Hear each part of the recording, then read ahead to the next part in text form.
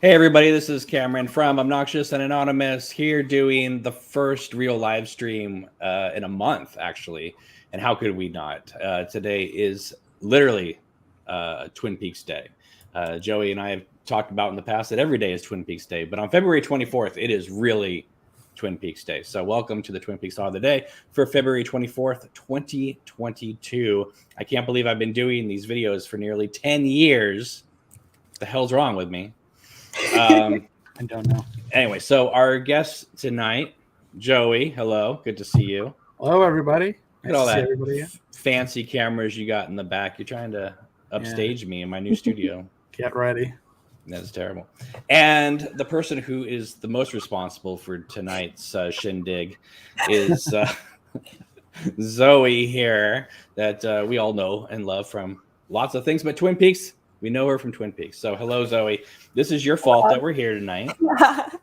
I'm sorry. I honestly hadn't even thought about doing a show. And then Zoe tweeted, not even DM'd, tweeted at me. So she called me out. And I saw other people liking the tweet. And I was like, oh, crap, here we go. She's like, are we doing a show or what? So here we go. Here we are. I just missed your face. I wanted to see I know. I have...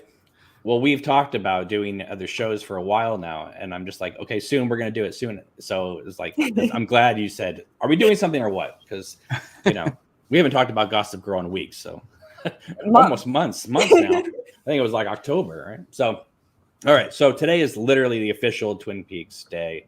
It's the day that Laura Palmer was murdered. Again, Laura Palmer's not a real character. And if we go by the new series timeline, she wasn't murdered. She's now missing and is now Carrie Page. So yeah. Anyway, so let's just start at the beginning. Zoe, how the heck did you discover Twin Peaks before you were in Twin Peaks? So I had heard about it because growing up in Washington, and not a lot of things actually filmed there. And so it was always talked about because, it filmed there. A lot of people went up and looked at the locations, as you all know. And I never really paid much attention to it. I didn't think it was something I'd be interested in. So I just never looked into it. And then I had some friends who were into it as well. And they started talking about it. I honestly didn't watch it until I booked the show. I didn't even watch it before the audition. I watched it when I booked the show. And but I watched the entire thing. I can only imagine you're like going, holy shit, this is really good. Yeah, exactly. It was very surprisingly good. I really love it. I love the characters. I love the story arcs. It's a very, very good show, but I definitely wouldn't have honestly ever given it a chance if I hadn't been in it. So I guess I'm glad that I'm in it. Sometimes I'm like that too, like a show or a movie that takes place in the area I live in. Like I don't really want to watch it because I'm like, I can see those places. Like I still have not watched Big Little Lies. It's like filmed in my town. I'm like, I see these locations every day. I don't want to see them on my screen. That was like me with Sopranos. Really? Filmed all over this town, and I only started watching it this year. Now I love it. Didn't they also film Jersey Shore in your town? No, that's like an hour south. They don't talk about that here. We refuse to acknowledge that show. What about the Kevin Smith movies, Clerks and all that? How far is that from you? That's like 45 minutes. I've been to like Red Bank and the little quick stop and stuff. Nice. That's nice cool. Little area. Yeah. So Joey, how did you discover Twin Peaks? Well, kind of, I was born the year it ended, but oh god, I'm so old. But I had heard about it, for a long, long time. And then I think after I finished high school, I decided to give it a shot. And I didn't really like it the first time I watched it. It took me 3 times. For some reason, the third time I felt very differently about it, and I watched everything. And then, that's when the obsession started. And that's because you discovered girls in tight sweaters, or how? No, I got into like movies and making stuff and writing, and it just like resonated with me at that age, I guess, early 20s. I'm sure. The obsession began. Here we are now. So I was 8th grade, going into high school when it premiered, And then so I was old, and so I was nearly a sophomore when the show ended, and I was nearly a junior when the movie came out. And what's crazy is that, like, it was so popular. I mean, that when that first season came out, it was super popular. It was so popular that, like, everyone was just like, it was. I mean, it gave Cheers a run for its money, which I don't know if you know Cheers or not, but that was a huge show. Then they stuck it on Saturday nights, 10 o'clock, which nobody watched it, but I watched it because I couldn't drive. I had no life. I was 14 years old. So Saturday night, 10 o'clock is good for me. And so that was a lot of fun. And then, we've talked about they took the show off the air so many times, and then we didn't think it was ever going to come back. And then it was over. And then we're like, okay, I guess it's over. And then, like 4 or 5 months later, we found out that there was a movie being made. I mean, this was before the internet, so we had no idea a movie was being made. All of a sudden, they announced that there's this movie being made, and we're like, cool, we're going to find out what happened after. That's not what happened, though. We got the before story. And what's crazy is that even though Fire Walk with Me is considered a major flop at the time, it still played for like 2.5 months in the theater. I mean, movies back then played for weeks. I mean, there would always be one person in the theater, but it played for like 10 weeks in my town. So it was pretty amazing. And then it was over, and it kind of felt complete, to be honest, at the end of Fire Walk with Me. It kind of ends on a very melancholy note, but you have the world outside going to hell, and Laura and Cooper are safe inside the Black Lodge. And it's kind of a bittersweet kind of thing. And, and then X-Files kind of took over from there. And I didn't watch X-Files, but that seemed to be it show, and seemed like everybody just kind of went off and did their own thing. And so when I started doing these videos like 10 years ago, I just did them for fun because I was like, hey, remember that weird show that nobody talks about? And now it's what everyone talks about. There's more podcasts now about Twin Peaks 5 years after the last season ended than there ever was at the time. Seems that way. Yeah, so it makes me laugh though, because I mean, if I don't know what their numbers are, but no one will ever see numbers like 2017 again. 30,000 views on just discussing theories about episode 5. That's never going to happen again, folks. But anyway, so I was really surprised. I mean, the box set, the Blu-ray box set came out, and then the missing pieces, and we thought, okay, that's it. And then a couple of weeks later, it seemed like it was like, no, there's going to be a season 3. And that's where you come in, Zoe. And we've talked about your experiences on the show, so there's no need to go into all that. But how has Twin Peaks, you were in one scene. It's a very memorable scene, right? At least you weren't stuck in a scene where it's like, you're just like, some car mechanic or something like that. Like, you're in a very pivotal scene in that show. Has the show, like, I know it sounds kind of, I'm not trying to put you in a corner here, but has the show really changed your life? Like it has other people, or, has it opened doors for other things? Like people go look at your resume and they go, oh, you were in Twin Peaks. And that kind of gets you, a little conversation going. Yeah, definitely. I mean, no one cared about me before this. No one, to have people who actually respond to my tweets, who talk about Twitter, that people actually care what I have to say. People actually care about me and want to interact with me and engage with me, which is cool. And then I've also had that in person with the Twin Peaks Fest, and the pop-ups, and getting to interact with fans, and the fact that they wanted to tell me how important the scene was to them, or how they related to my character, which is insane because my character is very small and not that important in my opinion. But it really means a lot to me that people actually were impacted by that, because you were you represented the audience in that moment, because when Sarah leaves, we all in our head were going, what? So you just voiced what we were all thinking.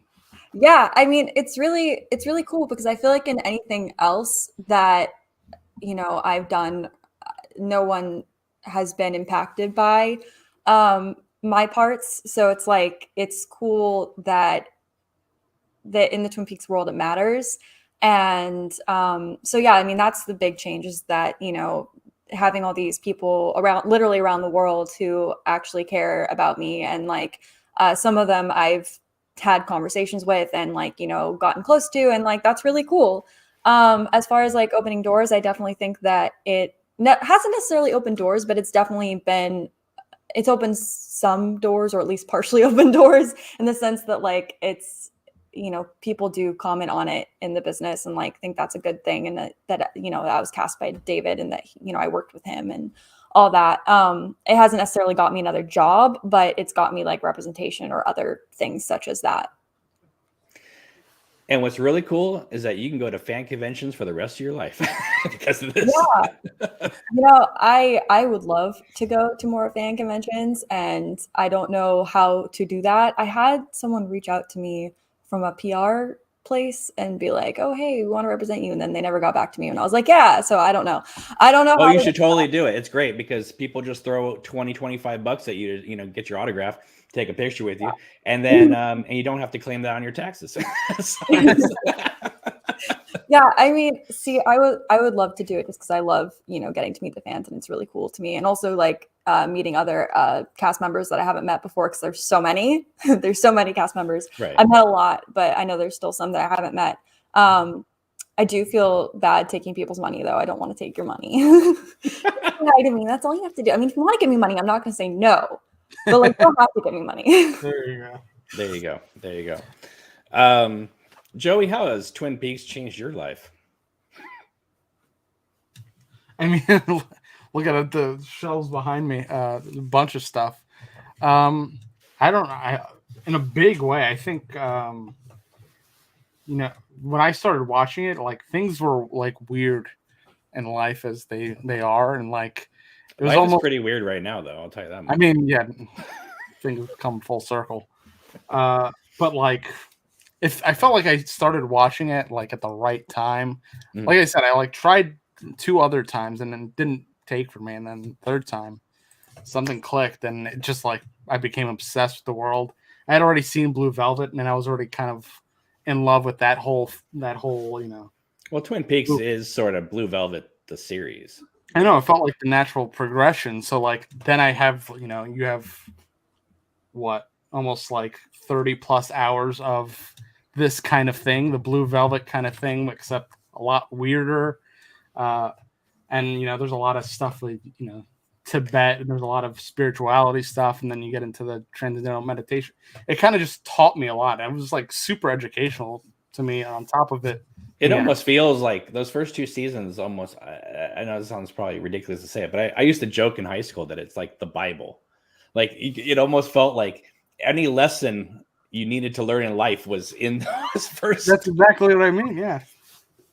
I took so much away from it, and I probably still like apply a good amount of it to kind of my dailies. Well, there's so many like quotes, but also things. I mean, like that whole thing that people like to say on Twitter about, you know, every day give yourself a present. That's actually good advice. Yeah. You know, it's not just a funny thing to say. It's like, that's actually pretty good advice. You know, take care of yourself, and then you'll be able to take care of other people. I agree. There's just like golden nuggets like that throughout the whole series. Even I think The Return even has stuff like that. It's a little bit rougher, and maybe even Fire Walk with Me. But here's one issue that I go back and forth with on the 3rd season. One of a few is that it seems to be saying, you know, there's all this darkness in the world, you know, but if you're a good person, like, you know, Cooper's Dougie and stuff, you know, you can make your way through the world, and, you know, and life will get better, you know, in the long run. And it seems like that's where the show is going. And then in the last 2 hours, Lynch is just like, no, screw that. We're going to leave you in total darkness again. It's like, why would you do that to us? But then again, you know, people said, you know, maybe he was predicting what was going to happen in the next few years with the pandemic and what's going on now. So never know. You never know. But you know, you talk about Blue Velvet and all that. It's like, when you look at Blue Velvet now, Blue Velvet is like a normal stage play compared to what he would do later in life. You know, it's like, there's like, yeah, it's surreal, but it's not that surreal. Like I mean, you can pretty much like follow it from start to finish. You know, It's not like he's not showing Inland Empire to us at 1986 or something like that. I mean, I think Eraserhead is pretty surreal, and then he worked on that for a while, and then went to Blue Velvet. But even Eraserhead is like pretty easy to understand. Sure, yeah. Compared to some of his other stuff, there seemed to be a point where he just like decided to stop narrative in some aspects. He almost seemed to like try, before. Like Wild at Heart's pretty easy to understand, But speaking of Inland Empire, it is getting a 4K Criterion release. I have no idea what that film is going to look like in 4K, but that's going to be so probably later this year it's going to get a full 4K. Have you seen that movie, Zoe? Inland Empire? No. No. Sorry. You might be able to relate to it as an actress in Hollywood. I mean, but to a lot of other people, it's just incoherent. But Joey, you're going to go to see it in the movie theater. I'm going to try. IFC Center in New York is going to be like premiering, I guess, the remaster. I check every day to see if the tickets are on sale yet. But you will take a nap prior to going, right? I've only seen it once. I think the first time I watched it, I love David Lynch. I'll defend him backwards and forwards, but you will fall asleep in that movie, and then you'll wake up at like the wrong moment because it'll be this loud noise, and you'll wake up and jump out of your skin. That's fine by me. Okay. That's fine. I'm cool. Okay, so now I'm interested. Even though we're talking Twin Peaks here, what films of David Lynch's have you seen? Something tells me you haven't seen very many of them. Fire Walk with Me. I've seen Fire Walk with Me. I haven't seen any. I'm sorry. Are you serious? I'm serious. I'd say do Blue Velvet at the very least. No. Zoe's all Wild at Heart. That's your movie. I'm really sensitive to violence and like scary. Okay, so don't see Wild at Heart. Yeah, or Blue Velvet. Well, no, I mean Blue Velvet is pretty tame compared to other things. I don't know. I mean, there's some rough stuff, but you don't see it. But Wild at Heart has Nicolas Cage just going wild, and Laura Dern, matching him. And there's some crazy performances in that movie, but I think Wild at Heart is definitely like you would go to, as Lula for Halloween. I can see you totally doing that. So Okay. So, no, like that's not an insult. No. I didn't say it was an insult. Anyway, we have 24 people watching us live right wow. now. Wow, this is amazing. This is like a sold out crowd right now compared to what I'm used to. Yeah.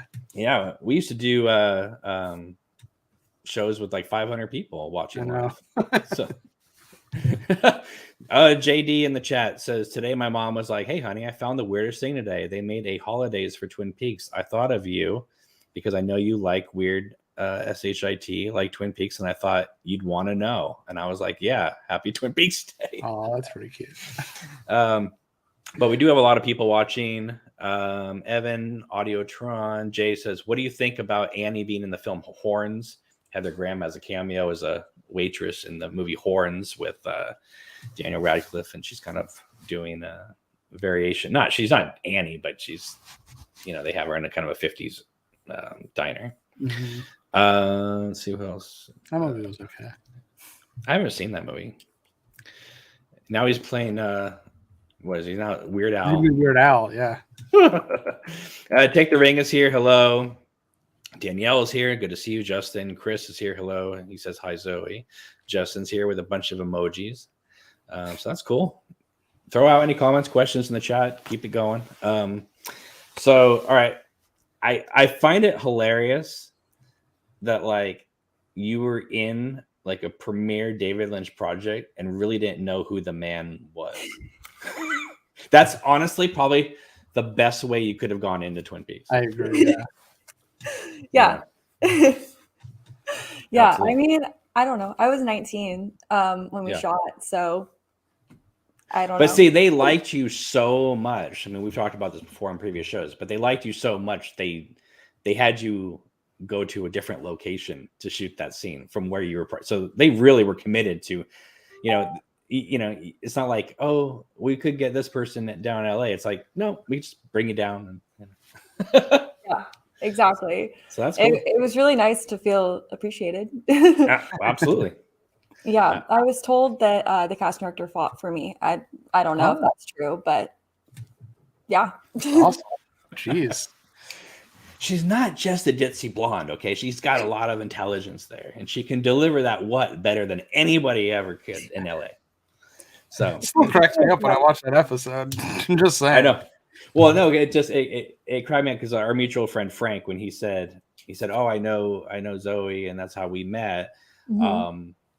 I said, "You got to bring her on because that scene is hilarious." Like the scene itself is scary, but like your reaction to it is our reaction to it, and even like. I remember when that episode first aired before we even met, like I was very much like that scene is hilarious because of your response, Well, thank you. I mean, I'm just reading it how it's written. I can't take too much credit. It's not like it was my Was it really in there? Was it really in there as what? Yes, it was really like multiple A's drawn out what. So okay. Yeah. But well, I feel bad for your co-star because he was being eaten alive, I think, by Sarah Palmer in another episode. So. Potentially, allegedly.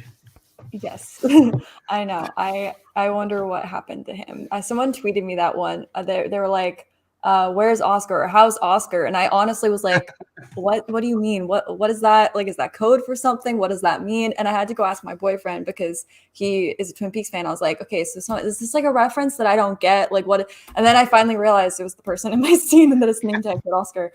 That's one of my favorite stories, though, is that your boyfriend, who was a big Twin Peaks fan, he didn't know that you were in Twin Peaks and you couldn't tell him. Like that's pretty awesome. Well, yeah, we started dating when it was premiering, like was actively premiering because we started dating in July 2017. So basically he added me on Facebook and his cover photo was a picture from Twin Peaks because he was doing a rewatch of season 1 and 2. And so he made his cover photo a picture from Twin Peaks. And I saw that and I was like, okay, all right. And so then I didn't say anything about it.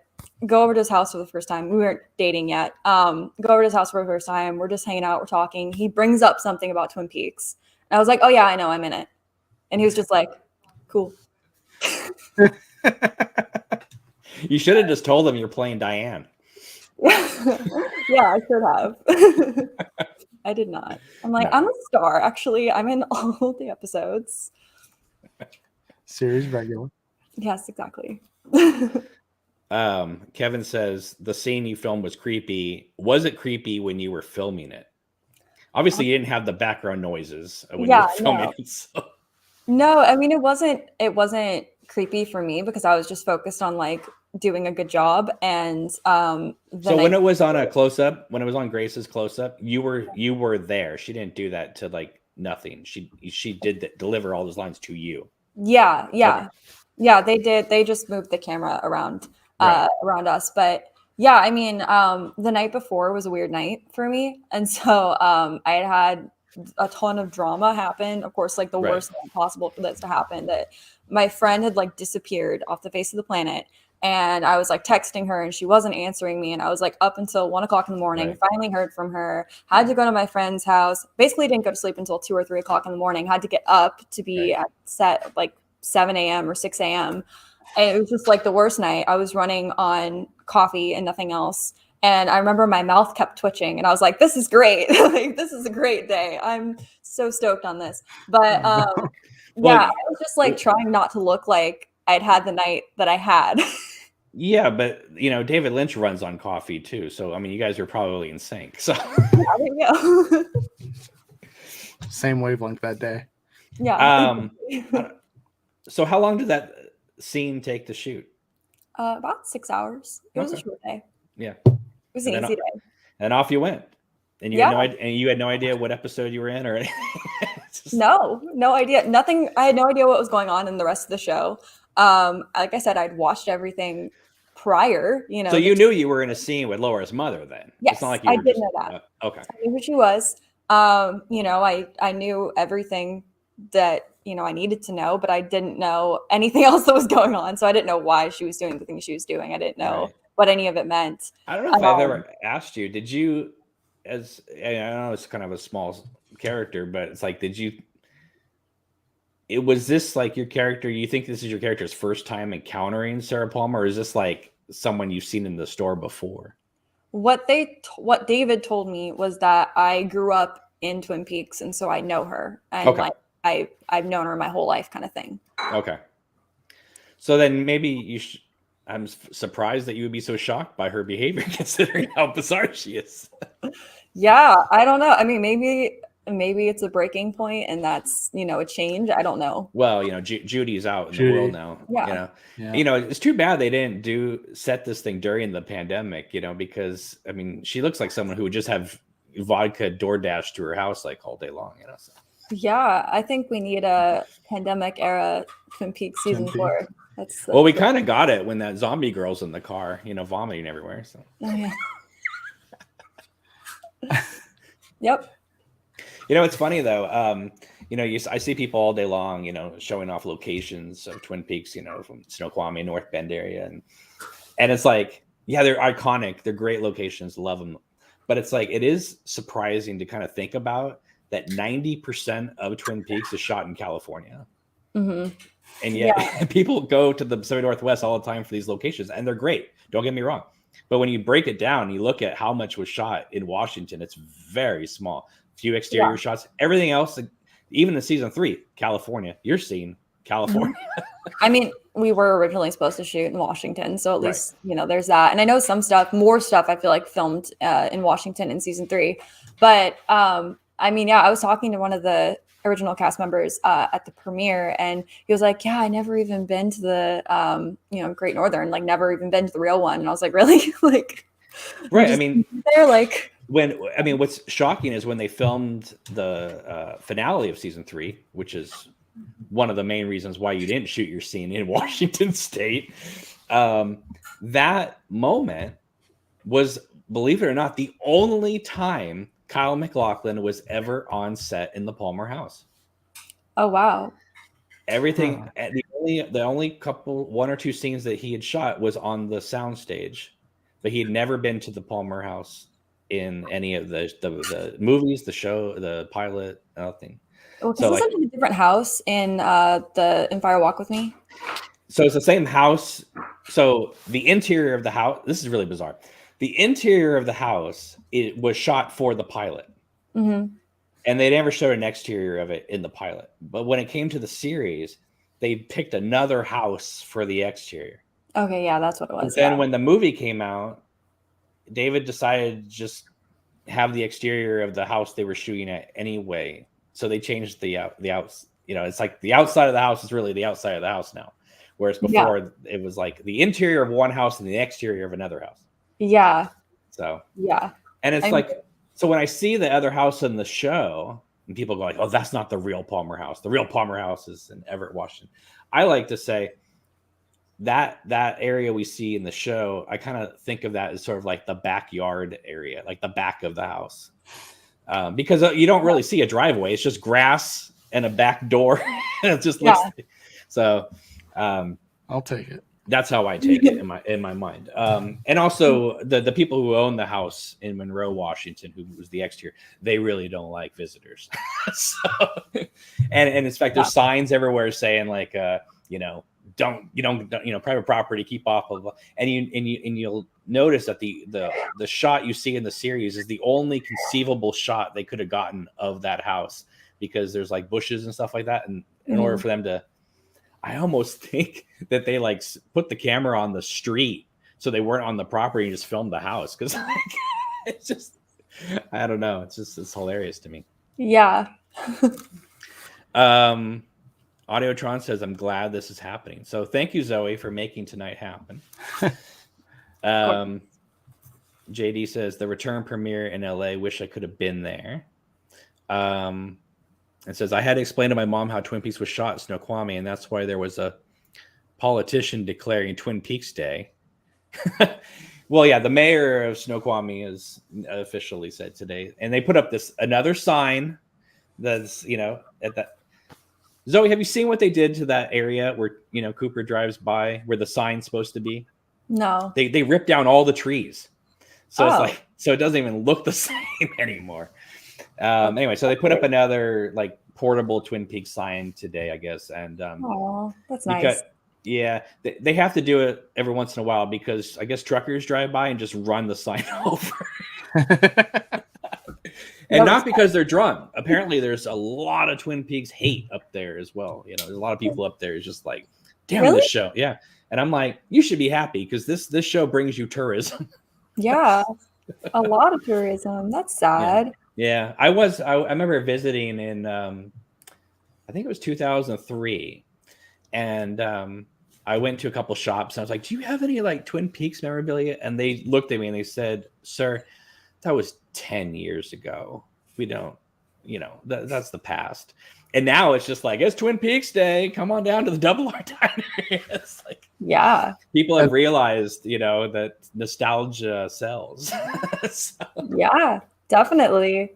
I mean, I feel like fans have proven that they still care for sure. So there's money in that. But if season 3 had not come out, I wonder if if there would have been a renaissance anyway, just from it being on Netflix. And that's possible. I know that I heard that a younger crowd was getting into it like on Tumblr because of it being on Netflix, and having access to it. So right. I definitely think it's possible. I mean, I feel that's what opened up the floodgates, was it once it hit Netflix, because before no one, I'm telling you, nobody was talking about this show. I started watching it on Netflix in 2002, 2003. Like if I showed this, if I showed it to somebody, they'd be like, "What is this?" And I'm like, "Oh, it was a show on when I was younger." Like no one, it's just kind of. And then there was that movie that came out that nobody liked, and and now it's just like, that movie is one of the greatest movies ever made. I'm like, really? Because like 8 people saw it in the theater in my town. How are you? Yeah, I think when you see the whole fan edit, where they put the missing pieces back in, like that's as close as you're gonna get to like what Lynch had in mind for that movie. Because the theatrical cut, whether you like it or don't like it, whatever, that is I have to squeeze it in a 2-hour runtime for the theaters. But like when you see the fan edit, it's like, yeah, that's what he wanted. He wanted to be with all the characters and all that kind of thing. And it doesn't take away from Laura's story at all. Mm-hmm. When you see it all together. Still have to watch that. Yeah. At some point. No, it's really good. So let's see. We got a few more people watching. Hello. So Zoe, take us back to the premiere. You went to you went and saw the 2-hour premiere in the theater. Mm-hmm. What was that like? And were you like, what the hell did I agree to be in? Just a little bit. Yeah, I mean, it was. When you see a couple making out on the couch, and all of a sudden this like demon explodes out of a glass box and eats them alive, you had to have been sitting there like. Oh, what? I was very uncomfortable. Now, did you take your boyfriend to it? I had not met him yet. Oh, okay. I did not. Wow, so you had privileged information that he was like, tell me what happens at the beginning. You're all, nope. Yeah, no. Yeah, it was definitely interesting to see the first 2 episodes, and then also like sitting on the edge of your seat being like, oh, am I in this part? No, not in this part. It was cool. It was overall, the whole night was really, really, really cool. I mean, getting to walk the red carpet and like the whole thing, meeting cast members, walking into the bathroom and seeing Amanda Seyfried washing her hands 2 feet away from me. I was like, what the like I totally understand, because one time I was at a horror film convention. I walked in the bathroom and Frank Darabont, who's the director of Shawshank Redemption, a bunch of other movies, he was at one urinal and Rob Zombie was on the other side of me. And I remember just going, this is very bizarre. And then as I was walking out, I bumped into David Arquette. I'm like, this is the weirdest thing you could ever imagine. Yeah. Were they having a meeting? No, in the bathroom. People come in and out. Who's having a meeting in the bathroom with Rob Zombie and Frank Darabont? I don't know what people do. I was curious. But David Arquette had just directed a horror movie about a guy dressed up as Ronald Reagan who killed people in the woods. So I think it's called The Tripper or something like that. So I have to ask you, who did you talk to at the premiere? Who did you seek out? Did you seek out anybody? Oh, I wanted to seek out. So Matthew Lillard. I saw Matthew Lillard and I was like, Shaggy, like it's Shaggy. And I love Scooby-Doo. I love the live action Scooby-Doo movies. I was so stoked when I saw him, but then someone else was talking to me and he like walked by and then disappeared into the crowd and never saw him again. So I was really sad about that. The same thing happened with David. David walked past me and I was like, oh, and then someone was talking to me and I was like, and then he went away. And then I went on a search to find him because I had met his nephews and I was talking about how I would like to like say something to him and they're like, oh, we'll go find him. And so then they're like introducing me to their mom, who's his sister, and they're like, oh, let's go find David. So we're like searching the entire party to try to find David. Cannot find David, never find David. So I have not seen him since I shot my episode. But yeah, I mean, I talked to a lot of people. I talked to, like I said, his nephews. They were really nice, awesome. I talked to Cheryl's son, Elijah, a lot. I hung out with him most of the night because he was closest to my age. So I hung out with him most of the night. He was really awesome. I met, sorry, I was forgetting her name for a minute, Sky Ferreira. Yeah. I met her. I met Cheryl, obviously, because I was hanging out with her son. I met a ton of the original cast members that night. And of course, no one knew who I was because we weren't allowed to talk about it. My episode hadn't come out. I didn't even know how to describe it because I didn't know what episode I was in or like anything that was happening. So, but Cheryl was very nice to me. So she was like, she came up to me and she was like, did you have a good experience? Like, did everyone treat you well? Did you feel safe on the set? Like, you know, how was your experience? And I was like, no, it was great. Everything was great. Like, I felt completely safe. Everything was great. And she was like, you know, that's really good. Like, you know, you let me know if anything bad ever happens. Like, she was super sweet. And she asked me if I was in the show. I was like, yeah. And she's like, I just had a feeling. Like, I had a feeling you were in the show. And then she waited. Well, you're at the premiere, so I mean, I could have been there for another reason. But she then waited with me until my mom came to pick me up, and she had a security person walk us back to the car because she wanted to make sure we were safe. So she was like an angel. She was so sweet. Cheryl was great. I find it's funny because like she's done so many movies with David. You would think that she wouldn't, you know, she's like acting like you were, you know, doing a David O. Russell movie or something like that. Like, were you safe on the set? Like, I think it as like, you know, just like young female in Hollywood, well, of course. Relating to that, you know. Well, we've talked about in the past how you were almost kidnapped on a film set. So yes, I was. I was almost kidnapped on a film set. I don't know if I heard that one. Go back and watch one of the early episodes. Give that video a view, Joey. All right. Is it still up? Is that episode still up? Oh yeah. Okay. I can tell you again if anyone wants to hear it. We'll circle back. We'll circle back because we got other things to talk about. It's funny though. You mentioned your Cheryl waiting with you. When I was younger, 92, in fact, Spike Lee had just made Malcolm X, and that movie had gotten only one Academy Award nomination. He was super pissed off that he decided to do a talk in my town, which is very strange because he's like a New York guy, and so it's like, what is he doing over here? So he was like protesting the Oscars in my town, and like doing like this like speech, and he was taking questions and stuff. He was super nice, and of course my mom was picking me up because I didn't have my license then. And she was late. So I'm standing outside. And all of a sudden, Spike Lee comes walking outside. And he's waiting for these guys from the Nation of Islam to bring his car around. And so it was literally for about 5 minutes, me and Spike Lee standing on a corner, just hanging out. Mm-hmm. You know? Wait, what?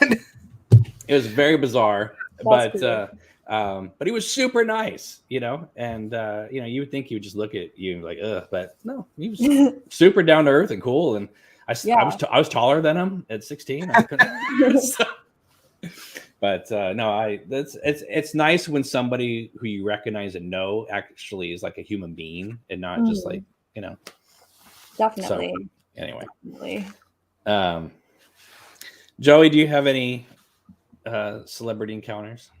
Yeah, actually one of my favorite that I'm a big fan of Scrubs. I think I probably talked about it before. I love that show. That's my favorite show. I mean, besides Twin Peaks. And I got to talk to Bill Lawrence, who made the show. Um, I actually had like a full conversation with him about writing and, what it takes to write a sitcom and, what he did like to kind of get Scrubs going and stuff. And he was super nice. He was like super humble. I kept like, I was gushing a little bit because I love the show so much. And he was very sweet. He's such a nice guy. Like I would love to talk to him again if I ever got the chance. This was like around Cougar Town Right. era. And he was just like, so open to talk and have a conversation about that stuff. There's just people out there. Guillermo Del Toro is another one. Like, I mean, I've never met like seriously a nicer human being than him. We were talking about something, and then like there was like a movie trailer playing like near us. He's like, come here, you got to see this trailer. He brought me over, showed me this trailer, and then we were in this discussion about something, and he just said, and someone else was trying to take him away. He's like, listen, I really want to finish this conversation. Here's my email. Just write me. And I'm like, what the hell? You know what I mean? This is the guy. I mean, Pan's Labyrinth had not come out yet.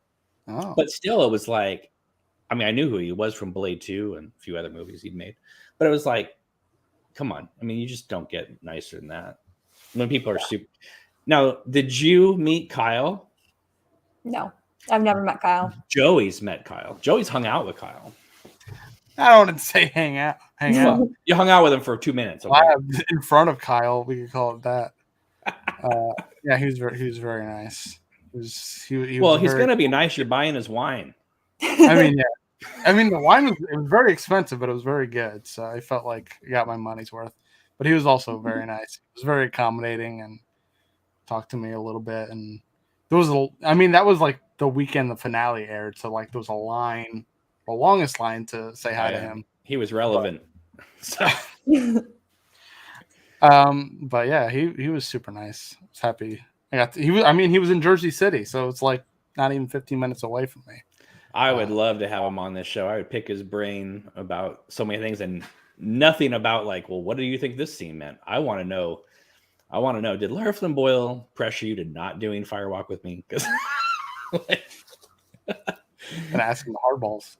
Oh yeah, there's some really good questions I want to know.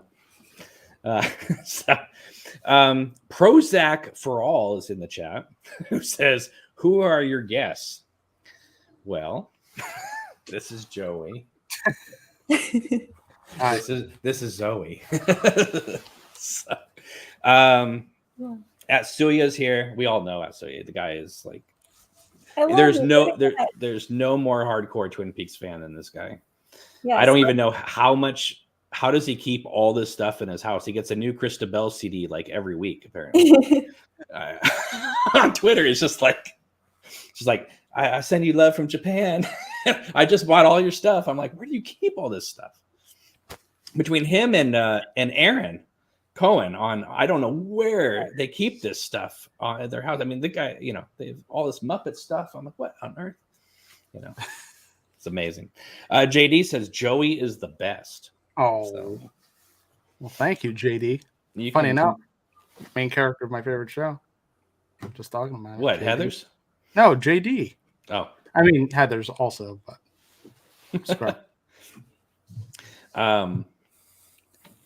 So you never met Kyle? Did you see him at the premiere? I didn't even see him. No. I don't. You probably didn't show up, huh?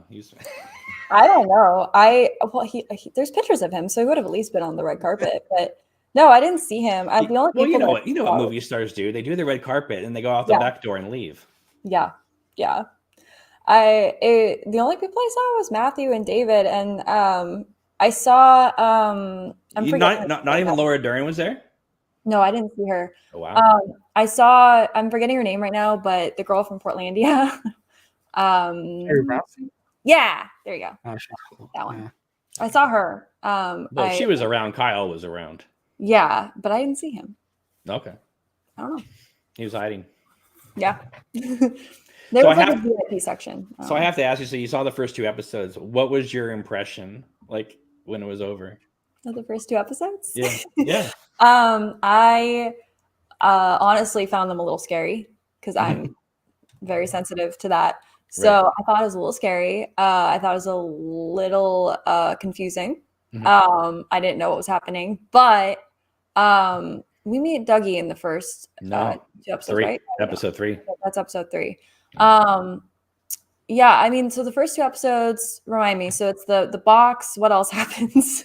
It's there's you get a bunch of Red Room stuff, and Cooper like floats into the box, and then there's all stuff with Matthew Lillard and his wife, and all that. Well, that was interesting. I mean, that's that Matthew's incredible in that role. I mean, we don't get his confession in that episode, which I think is like his best scene. That is his best. Yeah. But still, even then, I mean, it's just such a. Oh yeah.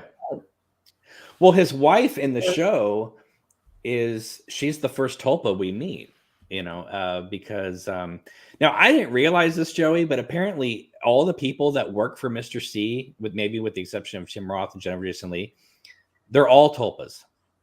Wait, what?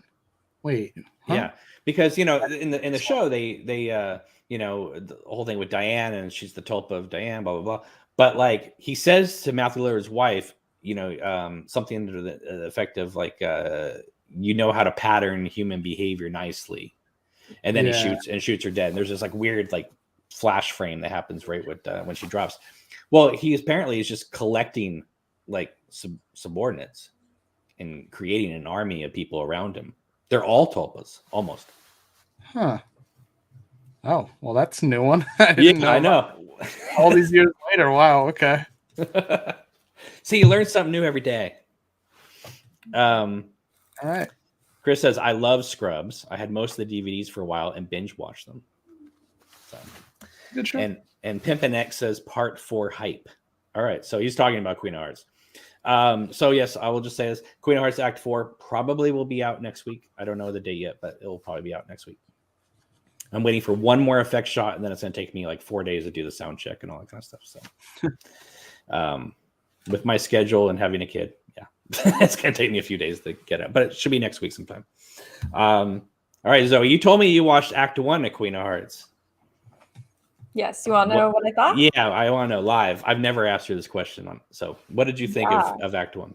I really liked it so far. I definitely like, your casting is great. I thought your casting was really great. Everyone does a really great job. I mean, so far I've really loved everything, and I'm really looking forward to watching the next 3 parts. Well, there's 2 of them. There's 2 others. One's already online, and then part 4. Yeah, it's pretty wild. Someone wrote me and says, has David and Mark seen this? I said, probably not. And if they have, I've not gotten my cease and desist letter. So positive. Yeah, no.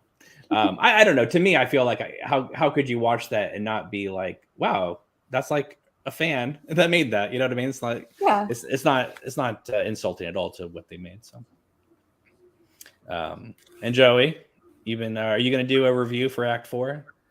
Whenever it drops, I'll do one. Okay. Cool. You want me to do it early and just guess everything? Just go ahead. Tell us what happens in Act 4. Well, I'm not going to spoil it. Well, you have no idea. You never read the script. Oh, we've only seen part 1. Oh, well, she'll forget. I don't know. There's going to be, I'm guessing there's going to be a lot of running.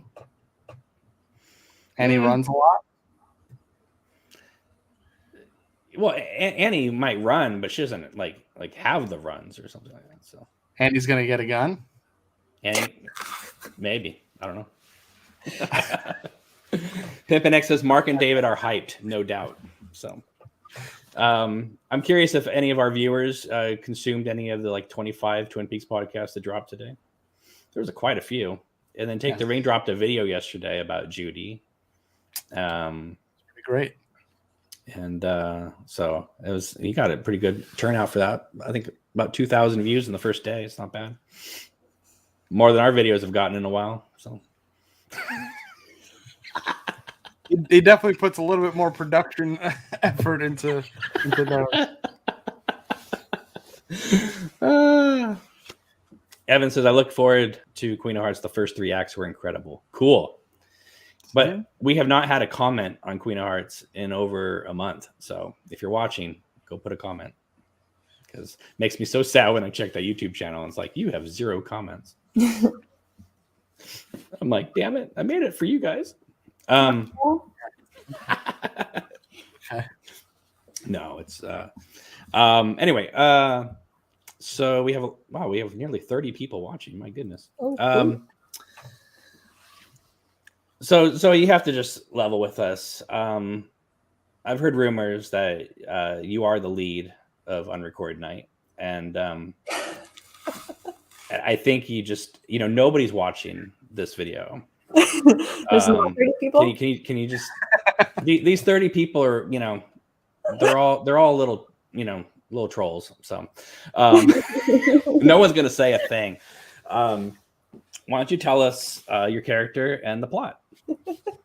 I'm not in Unrecorded Night. I wish I could say that. Okay. Okay, you're in Wisteria. Okay, purple flowers are all over your house. No. NDA, everybody. No, not cool enough. Well, maybe if you commented on David's weather report once in a while, he'll There you go. Do you watch his weather reports? I've seen them on Twitter when they get reposted. Do you watch them? No. It's okay. I don't watch them. I don't really watch them either.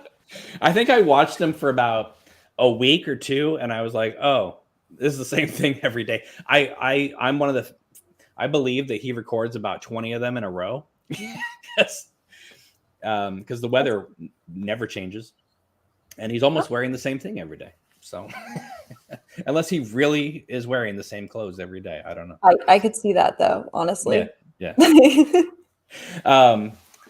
One of the somebody who worked who owned one of the locations told me that when he was directing a scene at that location, that he smelled like a painter mixed with moldy cheese. And I was like maybe he was up all night in clay or something. I don't know, but I mean, did he smell bad when you worked not that I remember. I don't specifically. I mean, he smelled like cigarettes because he was smoking cigarettes in the grocery store. That's what I would have assumed. Cigarettes and coffee. But I mean, they deliberately said moldy cheese, and I was like, "What? Projecting a little bit? I don't know." But I'm like, he seemed like he was up a lot during season 3. I don't know if he slept very much making season 3. He always looks burnt out and tired in those behind the scenes clips. Yeah. If you watch other makings of, he's always so happy and chipper, and I mean he still is, but there's times in those behind the scenes where he's sitting at that table Jesus Christ. So on the set with you and other people, he's super happy because he's creating, doing thing. But if you watch those behind the scenes board meetings he's about to jump out the window, So. Okay, I haven't watched the behind the scenes yet. I have it, but I haven't watched it. Is there any of my stuff? Yes. There is? Yes. Okay. I need to watch it. It's only a few minutes, and I don't think they show you acting behind. I could be wrong, but they show him directing you, and I think it shows you getting a picture with him. Oh, it does? What? Really? I think so. That's okay. Yeah, because that's that. I mean, I remember that moment because Grace was the one who asked to take the picture with me and Johnny, who's the other guy in the scene, and David. So I didn't know that anyone was recording that. Well, they had people just everywhere. So yeah, no. And then I remember right after we took that picture, this guy comes out of nowhere. Oh, yeah. Nowhere. I don't know. I think he was an AD or something. I don't know who he was, but he came out of nowhere and he's like, "So you can't post that picture anywhere?" And we're like, "Yeah, got it." He's like, "No, you can't post that anywhere at all, ever. You can't post it." I was like, "Oh, okay." You mean even after the whole thing's over, you can't? No, I think after it was over, we could. Right. It was he didn't want, because it took 2 years for it to come out after shooting. So right. Well, I mean, I can understand considering that the entire finale of the season 3 was live broadcast on Twitter. Yeah. I was on Twitter, and they're just like, they're filming at the Palmer House now. Click here, and it was like a Periscope video, and the guy was there live, and they just filmed the whole thing. And I was like, oh, that's going to be a great scene in the middle of the series. Like, yeah. I mean, it's I definitely understand why they wanted to keep everything hush hush for sure. And I felt like everything was. I mean, when I auditioned for it, they didn't say what it was. Right. You know, they were trying to keep everything super on the down low, and I can see why, because obviously it was a huge deal to a lot of people, and it's amazing that more didn't get leaked, honestly. So, well, they did something really smart, which was, and I think this it's kind of a complaint that some people have about the show, but I think they did it primarily because of how they were making it, which is Cooper's the constant, or Kyle's the constant, right? And so, except for Laura Dern and David Lynch and Naomi Watts, who are like the core people around him, everybody else kind of has standalone scenes. So, like Richard Beamer's Ben Horn, he doesn't need to have Audrey's scenes because he's not in Audrey's scenes. So everybody's kind of making these little standalone scenes / movies. So those pieces could almost fit wherever in a lot of ways, you know? Yeah, that's true. So in a way, one of the complaints that people have about season 3 is the characters don't interact. You know, you never see a scene of Audrey talking to her dad. And I think that Lynch and Frost did that on purpose so that if somebody did leak something, it wouldn't destroy the whole fabric of everything, because nobody connects to anybody else. Yeah. But also that's a theme of the show itself, is there's no connections. But that is kind of a smart. I remember talking to Catherine Coulson, who played the log lady, who passed away, sadly no longer here. And I said, how are you guys going to do this in the social media age? Because back in 1990, it was easy because you guys were in a sound studio. She's like, don't worry, Dave is going to find a way how to do this. And I think that's how they did it. Everybody just showed up for their scene and left, and nobody had any idea how they were connecting to anybody else. In fact, Sherilyn Fenn has even said she didn't even know she had a son until she watched the show. Oh. I mean, you would think that would be something that David would have told her. But since they don't even mention him at all in her scenes, he didn't tell her. Yeah. You know, I definitely think that makes sense. And like, especially like with the parts that we're shooting on location in LA, I mean, things are shooting here all the time. So nobody bats an eye when they see, production setting up somewhere, and like nobody really pays attention to what it is. I just feel like it's not as big of a deal here. I think that the reason that scene got busted is because it was being filmed in Washington, and everyone there is like, oh my God, they're filming. Like, what are they filming? Like it draws more of a crowd, no matter what it is. It draws more of a crowd. Well, also, I mean, it's the Palmer House, and there's, Twin Peaks freaks up there and stuff. They're all going to congregate around. And what I found so interesting, and I can't believe this is true, the whole thing about the spectators watching, because I watched it live, from the computer. You would think they would move the spectators around, but apparently they like CGI'd them out. They like behind Cooper, everybody was standing there, and you would think they would like move those people down the road, but apparently they just, people were like, no, they just CGI'd them out. I'm like, what? That doesn't make any sense. But that doesn't make any sense to me either, because I know how sets work, so I don't know why they wouldn't just exactly. I'm like, but the crowd, people who were there in the crowd, maintain that they never were moved. That's really weird. That is really weird. So I don't know. That's kind of a waste of money. You could have used somewhere else. You could have just moved them. I don't know. I wasn't there, but that's what they say. They didn't move, and they just. So, but what I did find an interesting anecdote is that they canvassed the neighborhood the day or so before and let everybody know that there was going to be immense screaming happening and not to be worried. So, yeah. But I remember people like thinking that there was going to be a recreation of the Madeline Ferguson death, because Cheryl Lee went into the house apparently, and people saw her like in the living room area. Mm-hmm. And I guess she did not hopefully not as loud as she does in the show, but apparently she did like sort of a test scream or something and so people thought she was being killed in the living room again. And I thought, oh yeah, that would have been interesting. But yeah, that would have been interesting, unless it was like a cut scene. But I don't even know if any scenes were cut. and if you watch the behind the scenes, I think she does 3 screams in the street, maybe two I know, maybe a third one. But if you listen to the soundtrack, it's at least 2 of them blended together. It's not one scream. Mm-hmm. It's there. She starts with one, and then you can hear the audio dissolve into the other one. Oh, okay. So, because like, there's just no way you would be able to carry that as long as she did. That makes sense. Yeah. So, but that's let's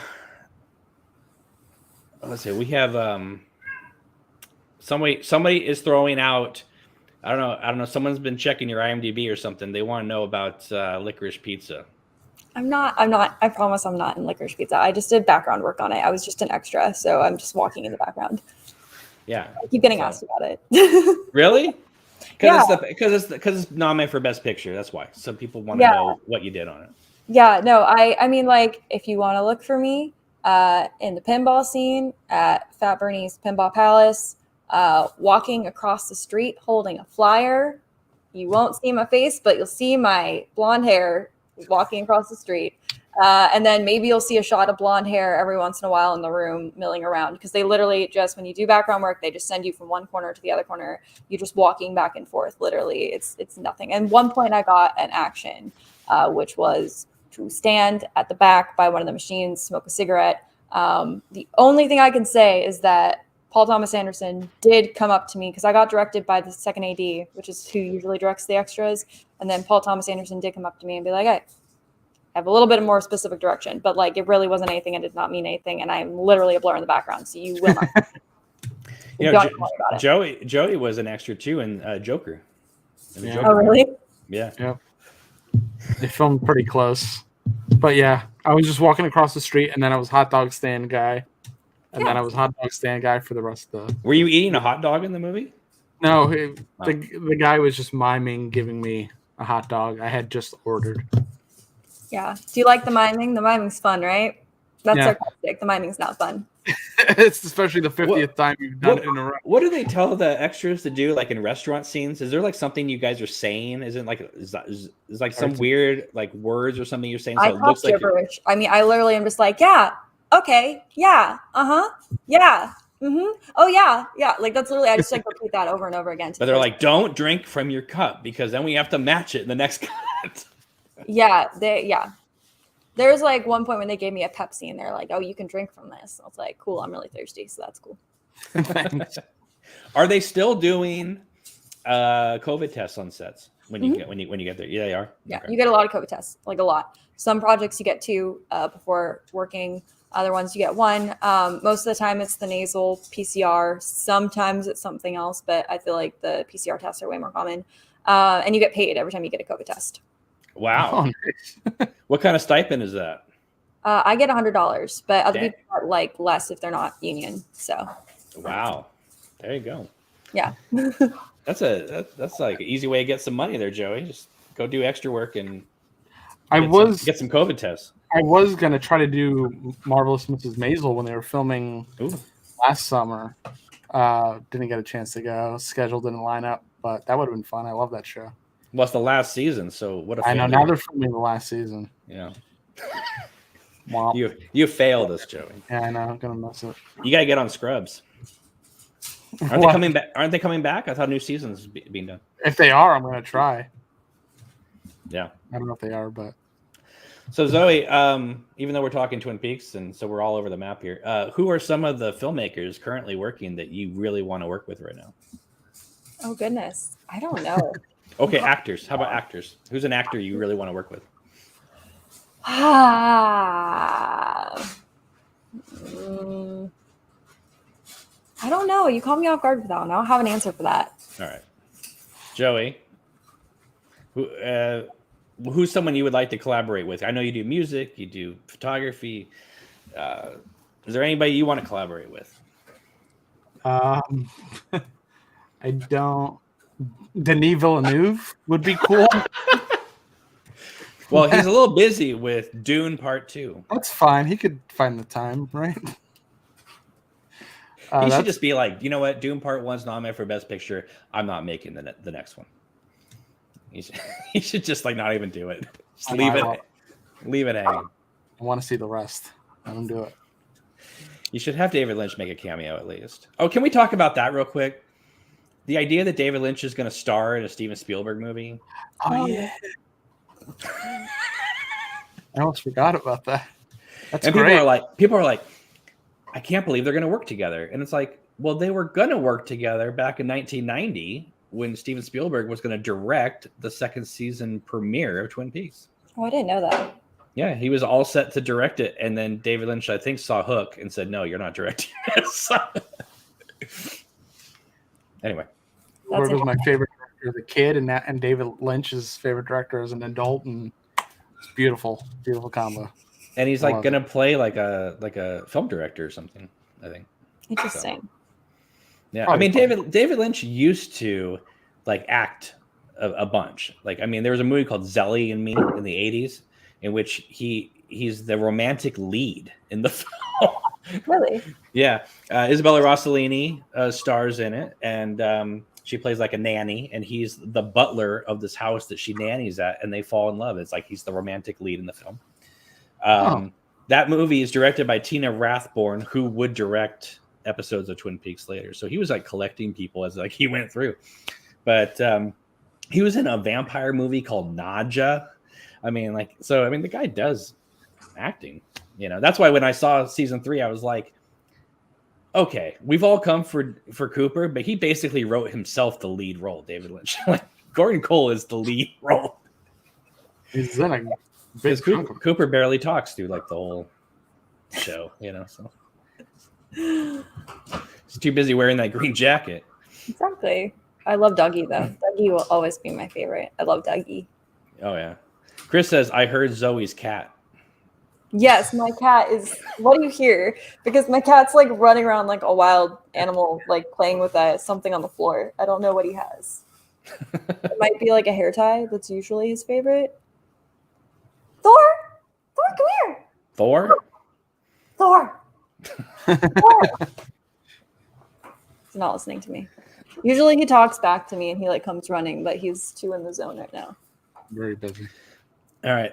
So I guess one of the final things we can wrap up is let's talk about some of our favorite, or if we want to be very controversial, some of our least favorite moments of all Twin Peaks. I don't want people to come for me. Oh no, I'll say all the bad stuff. Of what season? Any of them. Let's any look at season. Any season. I mean, to me, it's like all one thing, but you know, whatever. What? Okay, let's do a consensus. Is there a best scene? Can we think of a best, or maybe a sequence? That might be easier. Okay, my favorite sequence is in season 3. I already just like prefaced this by the I love Dougie bit, but my favorite scene with Dougie is the scene where she gets the picture and like puts it in front of him and is like, who's this? Da, da, da. And then he says, Jade give 2 rides. And then she says, I bet she does. That killed me. I loved that. That was my favorite scene. And like all of Twin Peaks, probably. I literally think about that scene a lot. I love that scene. It was so hilarious. It was much needed comic relief too. That's why I like Dougie in general, is because he's the comic relief when everything else is so serious and so dark and like confusing. And Dougie's just like this happy nothing. I don't know, like non-existent, barely speaks, but it's incredible. And I loved that scene. I do think that was a selling point for Kyle when they said we're going to do Twin Peaks. I'm sure he was like, cool, I get to come back to Agent Cooper. And they're like, well, not quite. We have these other characters for you. And I think that kind of really piqued his interest. Like, oh, I get to come back, but not come back. You know? Yeah. Yeah. I mean, I'm sure that like, that was probably pretty cool, you know, to experiment with different versions of essentially the same thing, but not the same thing. All right. What are some of your favorites? My other favorite moments. I mean, there's so many iconic moments from the original. I feel like, the bits with Annie are really sweet and endearing, like when they're on the boat. Yeah. And like, I mean, I feel like I love all of the scenes with Shelley as well. Not the sad ones though, the happier ones when she's all happy and not. When David Lynch is about to plant a smooch on her. Yeah, exactly. Yeah, I feel like for least favorite, Hang on. We're gonna get controversial here, folks. I mean, I know that what is her Evelyn? The Evelyn storyline gets a lot of hate, and I have to agree that definitely comes out of left field. And like, but I think the part that I hate more than the Evelyn storyline for me, like, I definitely see why that's hated, but for me, it's the whole Civil War bit. Oh, okay. That just loses me every time. I find it really boring, for one. I don't enjoy watch. I usually like tune out and like go play on my phone or something. Like, I don't enjoy it. And it's weird. It's weird. Well, it's. I mean, some people are like, oh, it's out of place, out of character. But like Ben Horn's a bad guy, Mm-hmm. so of course he's gonna be on the southern side. Yeah. But I mean, if you go back and watch those scenes, I mean, they're very well written and acted and stuff. It just, I think it just takes too long. It encompasses several episodes and all that. I think there's a way they could have done the Evelyn scenes. Again, I don't really mind them. I kind of look at it as like the James Hurley spinoff show, but I think if they had tied Evelyn to Teresa Banks somehow, like have her be your older sister or something like that, so that like when James realizes this is another victim of Leland and all that kind of thing, then he really feels like he can't get away from the whole Laura Palmer thing, and then that would make him really want to leave town, but because it had no connection to anything else. It was just kind of its own little film noir set piece that went on for like 4 episodes. I think a lot of people don't like James Hurley as a character. I like him as a character, so yeah, that could be it as well. I thought you were going to say Little Nicky. Oh no, Thor, come here! Thor, if you're gonna scream, you gotta come over here. Yeah, Thor. You got something to say? What? He got something to say. He's got his own scenes that he wants to. The God of Thunder himself is. Hold on, let me see if I can grab him. Hold on. All right, Joey. What are some of your favorite moments? Oh well, some of my favorites, obviously the rock throwing scene. Yeah. Classic Twin Peaks. Leland's death scene, I really like. Mm-hmm. I just like the water falling on everybody and what Cooper says and. Is it interesting that like right before that scene happens, the Dick Tremaine says "Got a light." Brought that back. Yep. And then in the return, there's a lot. I mean, I like stuff with Freddy. I do like the Michael Cera scene. I think it's hilarious. That's a good scene. What is it? I think they did 2 takes. They flew him up there. He did 2 takes and left. I think that's how the story goes. Yeah, they said you got it, yeah, and they shot it. We did 1 more, and then he left. I'm like, okay, that would be the most random thing. 2 hours later, back at the hotel and flying home. Yep, get on his bike and ride. Do you believe Andy is the true father, or do you think Dick is the father? I think Andy's the father. I agree. I never got the is Dick the father thing. I never saw any Dick Tremaine like characteristics in the little bit we get of him. I don't know. I feel like if Andy like read more Jack Kerouac or something like that, maybe we would get we'd get him right. We get that. Least favorite scene is definitely the Catherine Japanese man stuff. Never bought into any of that. I made a joke on Twitter yesterday because they were showing something with Naito, And I said, and of course, Naito, we all know, right? You say it backwards, it's "Oh Diane," right? So it's like, okay, so I said Diane's a great character. Naito's a great character. Naito being Diane is not great. And people were like, oh, what are you talking about? It has to do with David Lynch and like, what is seen is, the alternate realities and alternate personalities. I said, yes, but it's the second time in this entire series where, a white woman materializes out of an Asian person. Like, it's kind of questionable. That's fair. Naito is such a great character that when she becomes Diane, I gotta tell you, it's kind of like, check, please. I don't know, like it doesn't match. And then of course Laura Dern's sitting there with that bright red hair, and it's like, how, I don't know. It seemed like there was probably more to that connection or something like that. It just got cut out or something, because it just didn't feel like it would.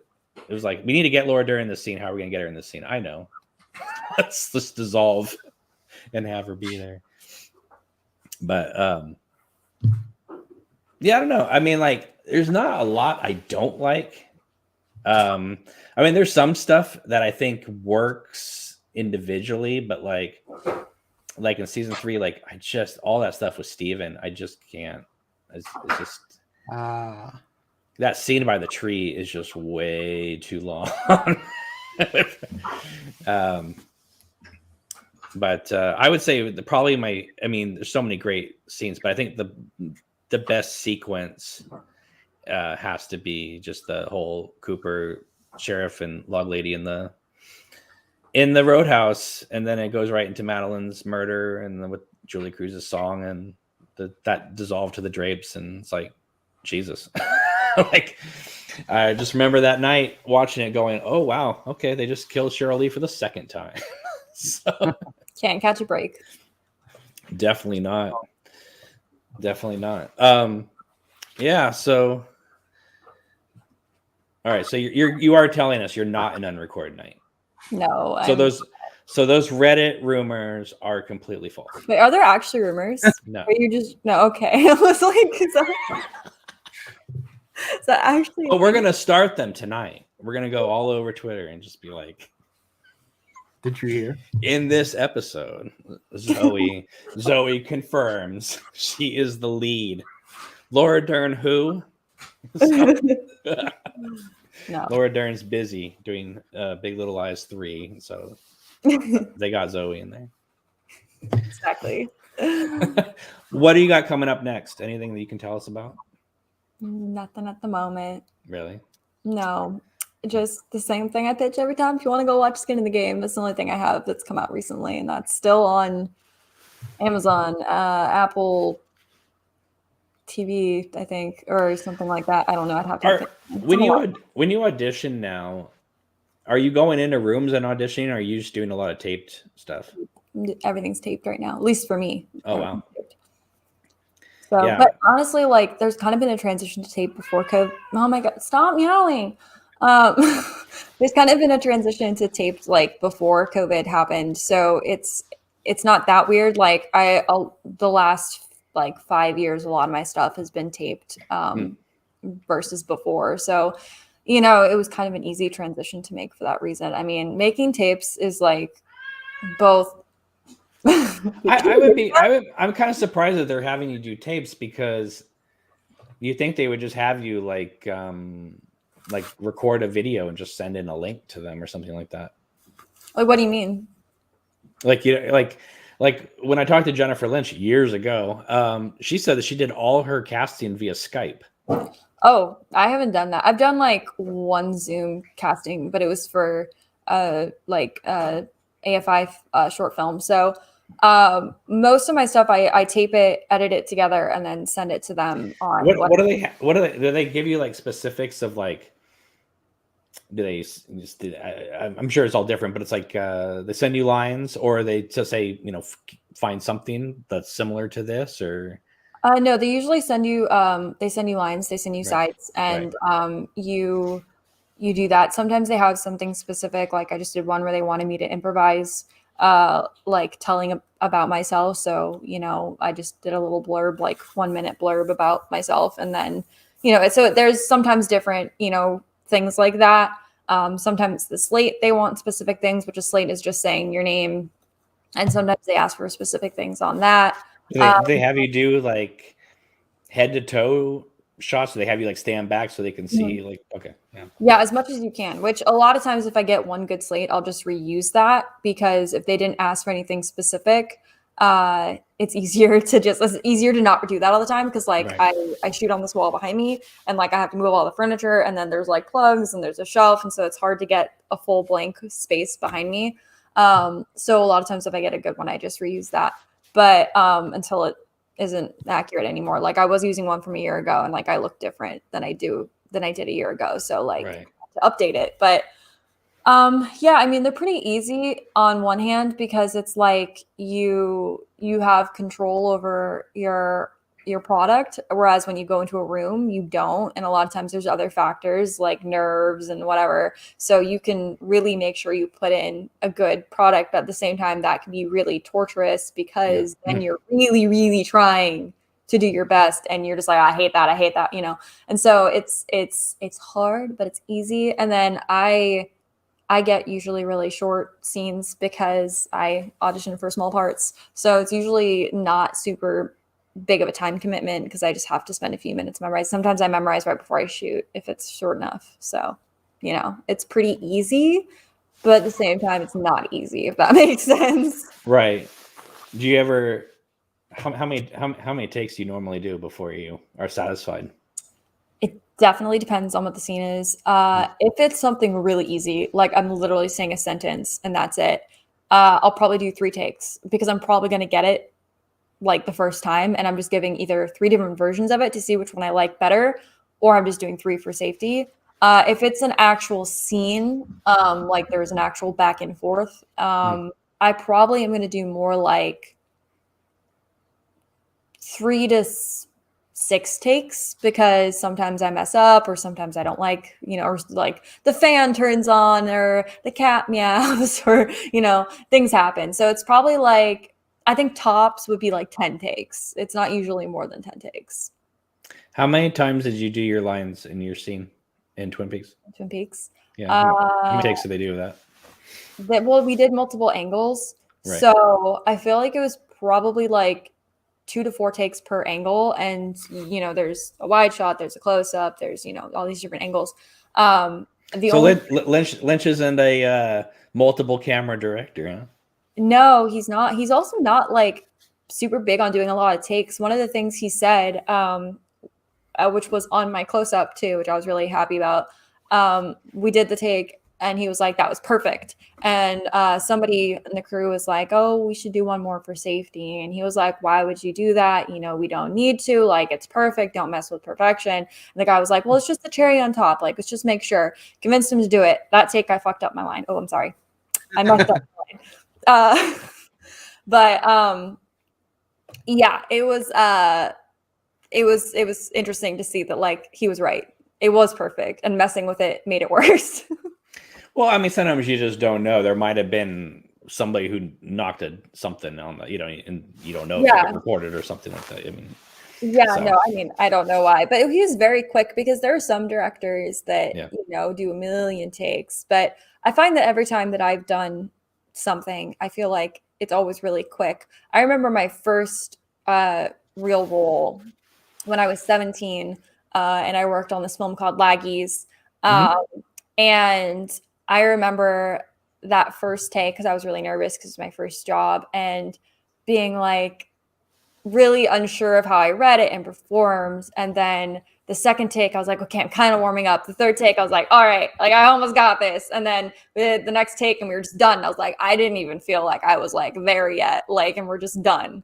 And so it was like 5 takes, and that was it. And then we were done. And so I felt like it went too fast. Like I wanted. Well, Laggies was made that, and then it came out in the theater called something else, and then it went back to Laggies for DVD. They changed the name or something when it came out. It had a European release that had a different name too, and so a lot of people got confused about that. Right. It's Laggies. I was cut from the film, but I'm still in it, but like my scene is gone. But Lynn Shelton, who passed away in 2020, she was so sweet. She was so amazing. She sent me an email and was like, Zoe, I am so sorry, but large portions of Laggies were cut. Like, I had nothing to do with it. It was the producers. Like, this has nothing to do with you. Like, I am so sorry. And I thought that was so sweet that she would even bother to do that. She did not have to do that. She didn't owe me an explanation for why I'm not in the movie. But didn't she send you your scene though? No, I didn't get my scene.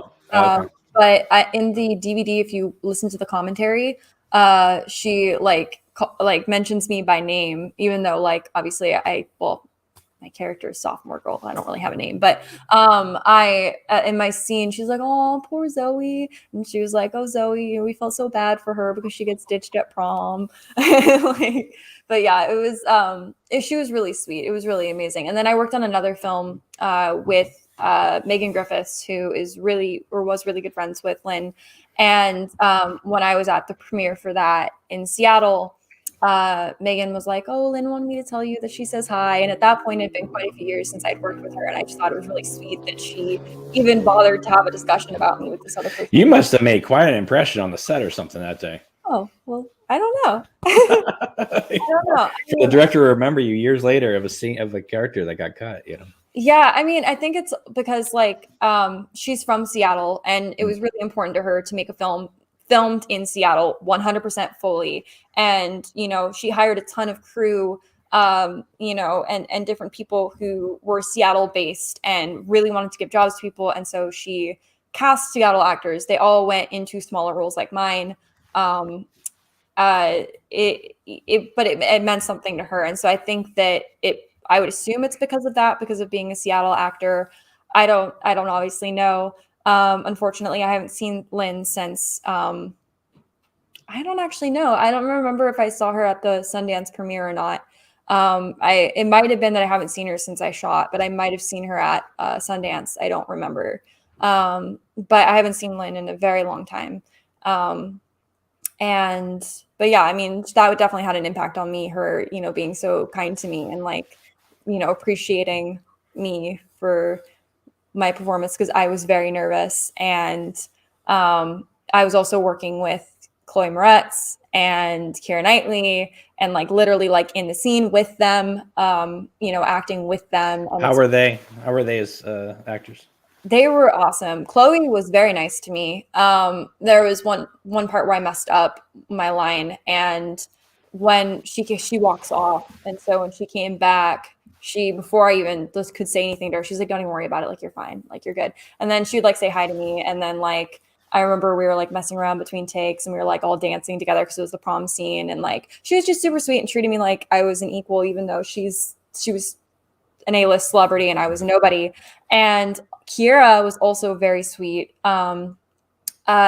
She most of the time was reading in between takes.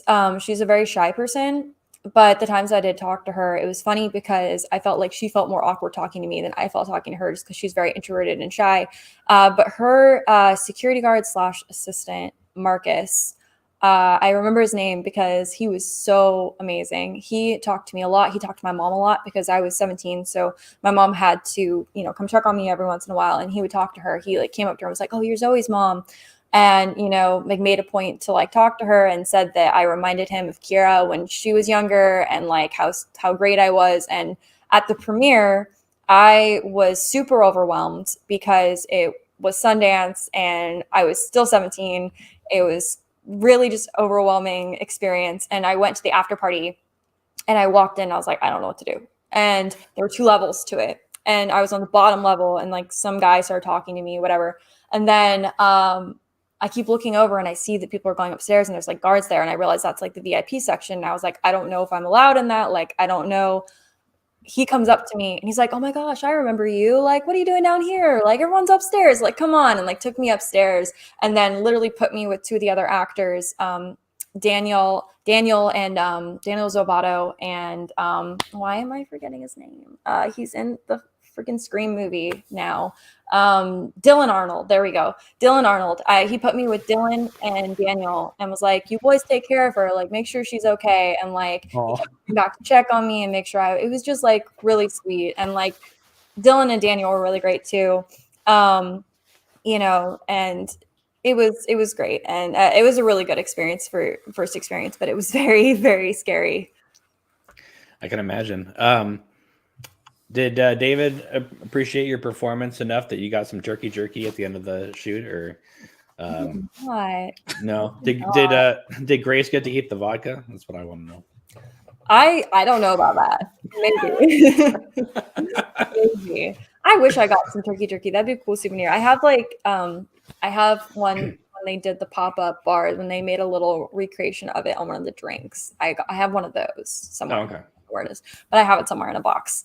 And gotcha. I've gotten some other like souvenirs, but I don't have anything from the actual set. I just have stuff from like adjacent events over the years. Gotcha. Yeah. Do you have a favorite collectible that you have? Well, it probably would be the turkey jerky from the drink, but other than that, I mean, the stuff from the premiere that I saved. So I have like, they had water bottles that said Twin Peaks on them.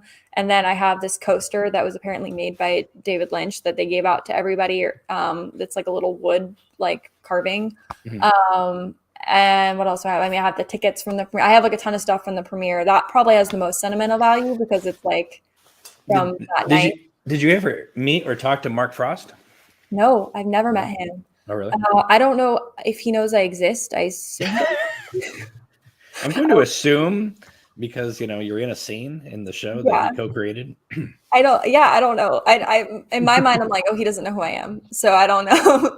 But I know that like when we did a book signing a few years ago, a lot of the actors from my season went and like met him, and I did not go, and I was like, oh, I probably should have done that. But yeah, no, I've never met him. I've never met the LA casting director. I've met the Seattle one because I've known her since I was 14. But I know the LA casting director knows who I am. I've never met her. Who else have I not met? The only person I remember meeting is like the editor because he came up to me and was like, I know your face. I stared at your face for 12 hours. I don't know you. And I was like, Let me tell you something. As someone who does editing, I know what that's like. Yeah. It's not even the first time I've gotten that comment. Like that's like at least the second or third time I've had an editor come up to me at the premiere of whatever it is that I was in and be like, I know you. Like, I don't know you. Have I met you? And they're like, oh no. That can be a good thing or a bad thing because that could mean for the editor going, I had to match your takes. Like, there's some actors I've worked with where like the hair, they had a tendency to touch their hair a lot. So like every take, their hair was in a different spot. And so it's like, oh yeah. I don't feel like I don't do that. I don't know, but I feel like I'm good about like matching and remembering what I do, but I don't know. I try to be anyway. Right. Yeah. No, I mean, the actors I worked with in Queen of Hearts, they were really good about that because like my headspace was like, I was so busy with so many things that like I didn't have time for continuity. So like I put them in charge of their own continuity and they matched it. So, for the most part. So yeah. That's good. So Joey, I know I can't believe you're up this late. It's like 1:00 in the morning for you. I know. I'm almost done. I'm about done. Fully cooked. All right, so let's wrap you out. So 32 years ago, Twin Peaks. Laura Palmer supposedly died on this day, but now she's missing. So how do you feel about all this now? How about Laura Palmer's death, or about Twin Peaks in general? Well, she's missing now, so she's not dead. She's somewhere in time. Some people got really mad about that she's no longer dead. Why? But don't you want her to be alive? I don't know. I didn't really care. I mean, I knew she was going to be alive before the season even started because not so much because they didn't spoil anything, but if you just look at the trajectory, David Lynch kills Cheryl Lee and brings her back, then kills her off, then brings her back, then kills her off and brings her back. So I knew that she'd be alive by the end. If you just follow that, she's going to be alive at the end. Yeah. Or at least a version of her will be alive. I mean, yeah, I'm glad she's somewhere out there. I mean, people, talk She about could end her- this she whole could, like- hubris thing, right? Oh, Cooper, went back and say, oh, look at this hubris of this guy. What does he think he is, changing the world? But it's like, if you talk to any police officer or FBI agent, whatever, and you say, this tragedy happened, these kids were killed, all of them would say, if I had the opportunity to go back and stop these kids from getting killed, I would do that. Like, that's not hubris. That's just being a human being. I mean, I always took it. Even though it might be traumatic for her, revisiting that place and whatever form of reality they're in, she kind of gets to be the maker. Like, she gets to finish her own story in a way. She gets kind of like a second or third chance, whatever it is, and she gets to kind of take control. The idea that there's electricity involved with the lodges, and then her scream explodes all the lights out. Yeah. It's like, people look at it as a very dark ending, but it's also kind of hinting towards there's hope, because she's going to blow out the whole electricity of the Black Lodge. So that's how I took it anyway. I took it that now Laura's back, and she's she's got the power to take over and like She-Ra. Yes, she's got the power. Bill says, let's do a remake of Twin Peaks with Zoe as Laura Palmer. Zoe, how would you like to be wrapped in plastic and lying on a beach for 12 hours like Shirley did for the pilot? That sounds so fun.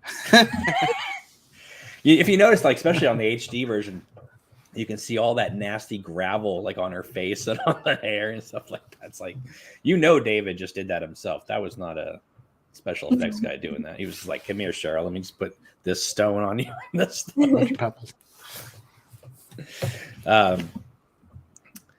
I don't know. I mean, I think they could do a version of I would love to see the pilot redone, but this time Laura's missing, not dead. That would be really cool. The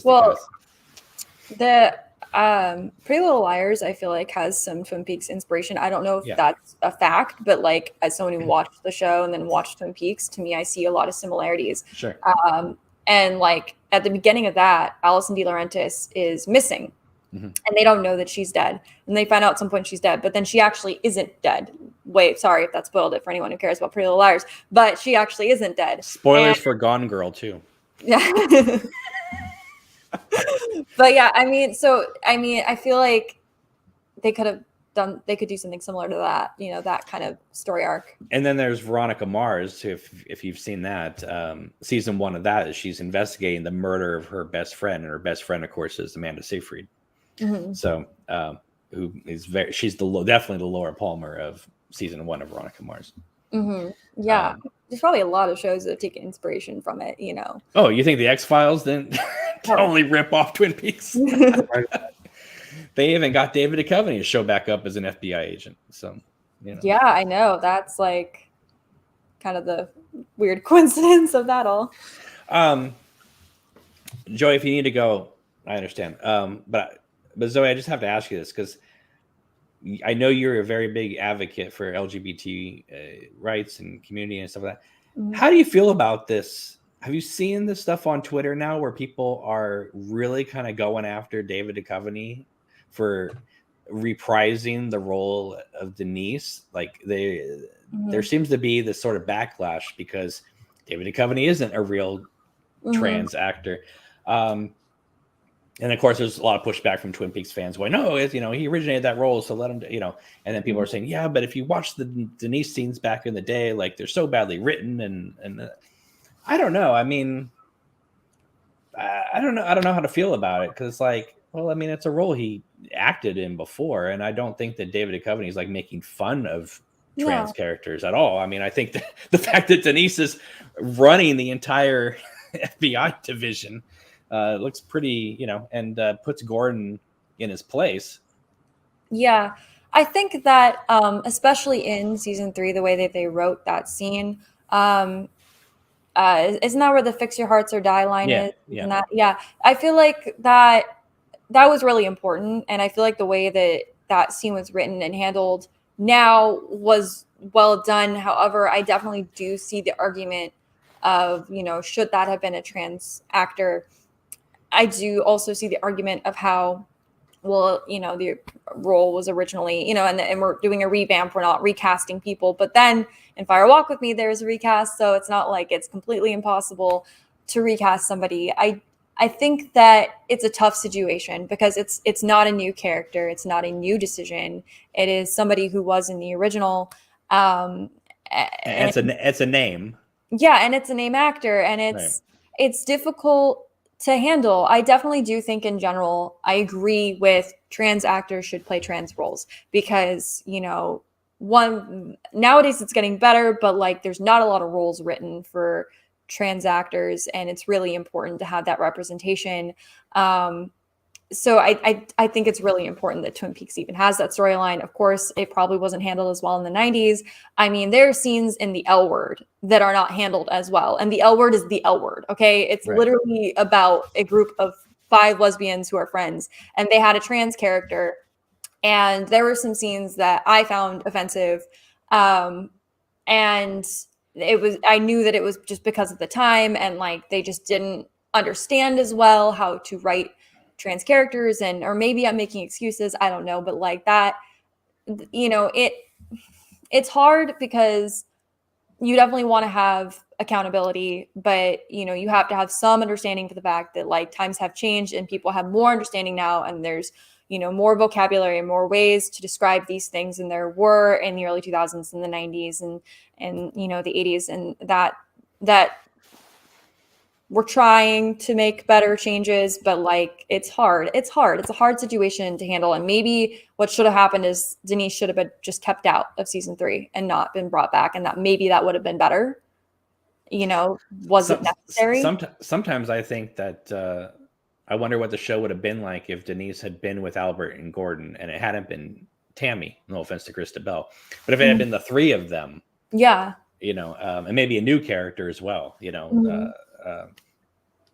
that could have been interesting. I do find it interesting, that whole Fix Your Hearts and Die scene. Joey's heard me talk about this before, but it's like, it's one of those standout moments everyone talks about, everyone, memes about it and that type of thing. Mm-hmm. But it's like, if you look at the context of the scene, Denise is calling Gordon Cole out for like always surrounding himself with young, attractive FBI agents. And he says, hey, people came after you and I told them fix your hearts or die. And it's almost like while Gordon is saying a positive thing, he's almost doing a tit for tat, like, don't shut me down because I didn't shut you down. That is true. I mean, the intent of that line might not have been, woo, queer rights. I don't know. No, it's just interesting that like Gordon, it's like a positive line, but Gordon is using it in a way to like shut Denise down. And it's a kind of interesting concept. Mm-hmm. Yeah, that's a good point. I don't think I really noticed that because I think I was somebody who was impacted by that line, and I was like, oh wow, like that's great, So I feel like I definitely didn't notice that, but you are correct that that's not context there. Well, I mean, as after Joey and I have watched every episode about 1 million times for these videos, I mean, it's like you start noticing all these like, oh, he said that because because this person said this. More meant in a way, just like keep an open mind kind of thing, Yeah, well, but if you look at Gordon, but it's like David Lynch as Gordon Cole. I'm not saying David Lynch is is David Lynch, but like Gordon Cole, I mean, the fact that he's putting the moves on Shelley in season 2, like he's always going after these young girls. I mean, that's problematic. He's got this like French lady, maybe a prostitute with him in season 3. Tammy's acting super jealous around him, and Diane. It's like, is he dating Tammy too? I mean, at one point he puts his arm around Tammy when they're watching Albert on his date. And I know it's David Lynch, he's a warm, comfortable person, but it definitely looks like Gordon has a lot of inappropriate relationships with his young ladies. Yeah. I don't know. I mean, there's nothing that says no, but there's nothing, at the same time, it definitely looks yes to me. So, I don't know. It's just kind of interesting. I mean, I think it's pretty apropos that line, David Lynch is always like something beautiful at it. People could take things and run with it in their own interpretation. And I run a Twin Peaks group on Facebook. And there's a lot of hardcore Twin Peaks fans that are also trans in that group, and that phrase just like they love it. They absolutely love it. It resonates so strong with them. We had a lot of naysayers at one point. We kicked them out, but there's a lot of people coming to support using that line. I was pretty happy to see kind of the positive response. No, I remember the night it aired, I was like, that's going to be a line that everyone remembers, Yeah. But then it was just like going back when I was rewatching it, going, oh my god, he's like putting Denise in her place. So it's just kind of interesting. Jake says Gordon is a pervert for sure, although Lynch would call him a ladies' man.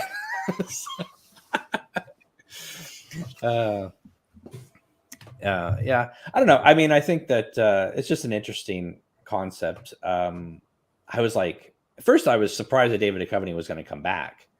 I was like, it made perfect sense that he would come back. And I guess if it was an unknown actor in the original series, maybe they would have recast. But because it's David Duchovny and he's just coming off the X-Files reboot anyway at that time, it was just kind of like, oh, we got this extra, how perfect. We got this extra name in here. I mean, I feel like there are other characters, though, that didn't come back. I mean, like, well, Evelyn didn't come back. Chris Isaac didn't come back. Chris Isaac, yeah. I feel like that I understand 100% why they brought David Duchovny back, but they could have omitted that character and it would not have really altered the storyline whatsoever. No, it wouldn't have changed anything. No. Not at all. Yeah, I was hoping that Donna was going to come back, and then we were going to and have them both be in it. I would have loved to have seen Lara Flynn-Boyle and Maura Kelly come back, where there's pictures of one, on the mantle over here, but the actress is playing her over here, just really mixing that up, having fun with the multiple realities. So yeah, okay. So it's February. Well, it's no longer February 24th where you are, Joey. So we'll wrap this up. But it's so weird to talk Twin Peaks when there's nothing going on. I mean, we did this we tried to do this for a couple of years after we were going through the whole making of Queen of Hearts and. We'll just carry these on because these are fun. They're fun. They are fun. But literally, there's nothing to talk about except, just reminiscing about stuff. So hopefully this episode is okay for you guys. But it was fun. I enjoyed it. No, I was talking to the audience. I don't care what you guys think. So. Wow, chopped liver. No. Turkey jerky to you? There you go. I just want to ask, Grace. I was like, I got to ask you, did you keep the vodka? Good question. And why are you watching the same boxing scene a million times? And why are you watching? I mean, the thing is, she's watching that those lions, but she kills the trucker in the exact same way. She bites the neck just like the lion. Yep. She's the lion. She definitely is. Jake says, what about Wisteria? Well, I asked Zoe about it. She's denying that she's in it. We all know she's the lead. And that's fine. That's fine. We'll have her back on when they're shooting. So we'll do a live feed. She won't tell David that she's filming it from her purse.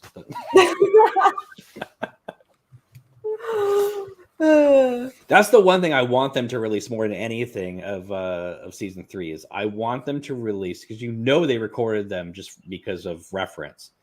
I want them to drop the Skype calls between Lynch and Frost as they were writing the script. Oh, those would be cool. Even if they edited them, I would just love to see a few minutes of just them pitching ideas to each other. And I'm surprised they didn't do that as a part of the behind the scenes. I don't know. Frost said he typed a lot and David smoked. So maybe they don't want to show that. It's probably mostly just quiet comment here or there, a lot of smoke and typing sounds. Yeah.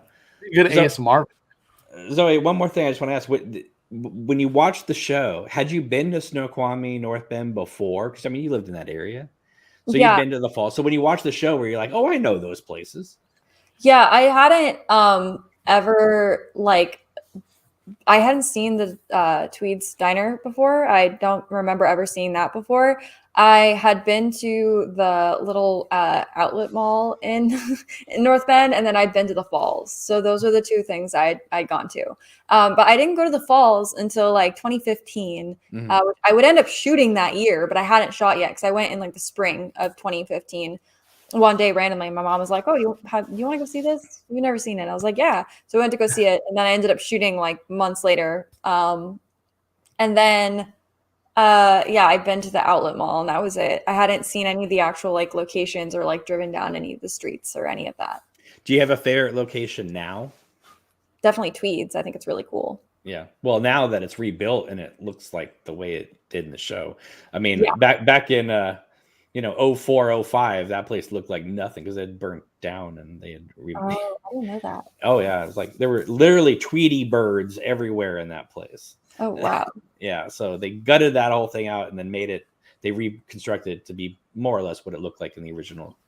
Yeah. I also think the sheriff's station is cool because that also looks the most like it.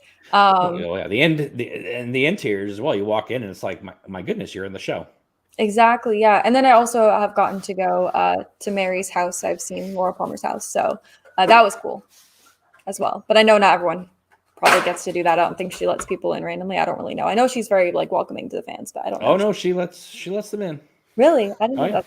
Well, you gotta make an appointment. You can't just show up and I guess a year and a half ago, someone just like walked into her house while she was in the living room. He's like, "I'm ready for my tour," and she's like, "No."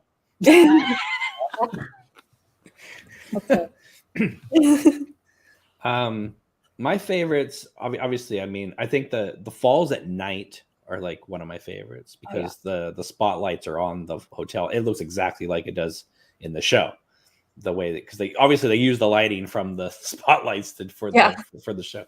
I think that whole area where Teresa Banks' body was found and like Jack Rabbit's palace and that whole wooded area right there is like really kind of a cooler because it was like almost like 30 Twin Peaks locations all in that one little area. Yeah. Josh showed me all those at the last fest and it was insane. I was like, I don't even know where we are, what is happening. It's like you go 10 feet and it's like, oh, that's where they killed the Mountie. And then you go another 10 feet. Oh, this is where Jerry Horns was watching the show on his iPad. And oh, this is where Bobby finds the drugs or,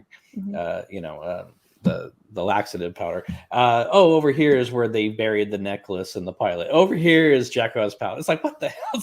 It's like from a filmmaking standpoint, super duper smart to have all those locations in one little area. And of course it's wooded. So you literally can point the camera in any direction. Nobody knows where you are. Yeah. And that whole scene where the sheriff and everyone they're going to Jack Rabbit's palace and they make it look like this epic long hike. And it's literally like 70 feet of like from one side to the, and they actually backtrack a couple of the shots. It's really funny. It's cool. It's movie magic. Absolutely.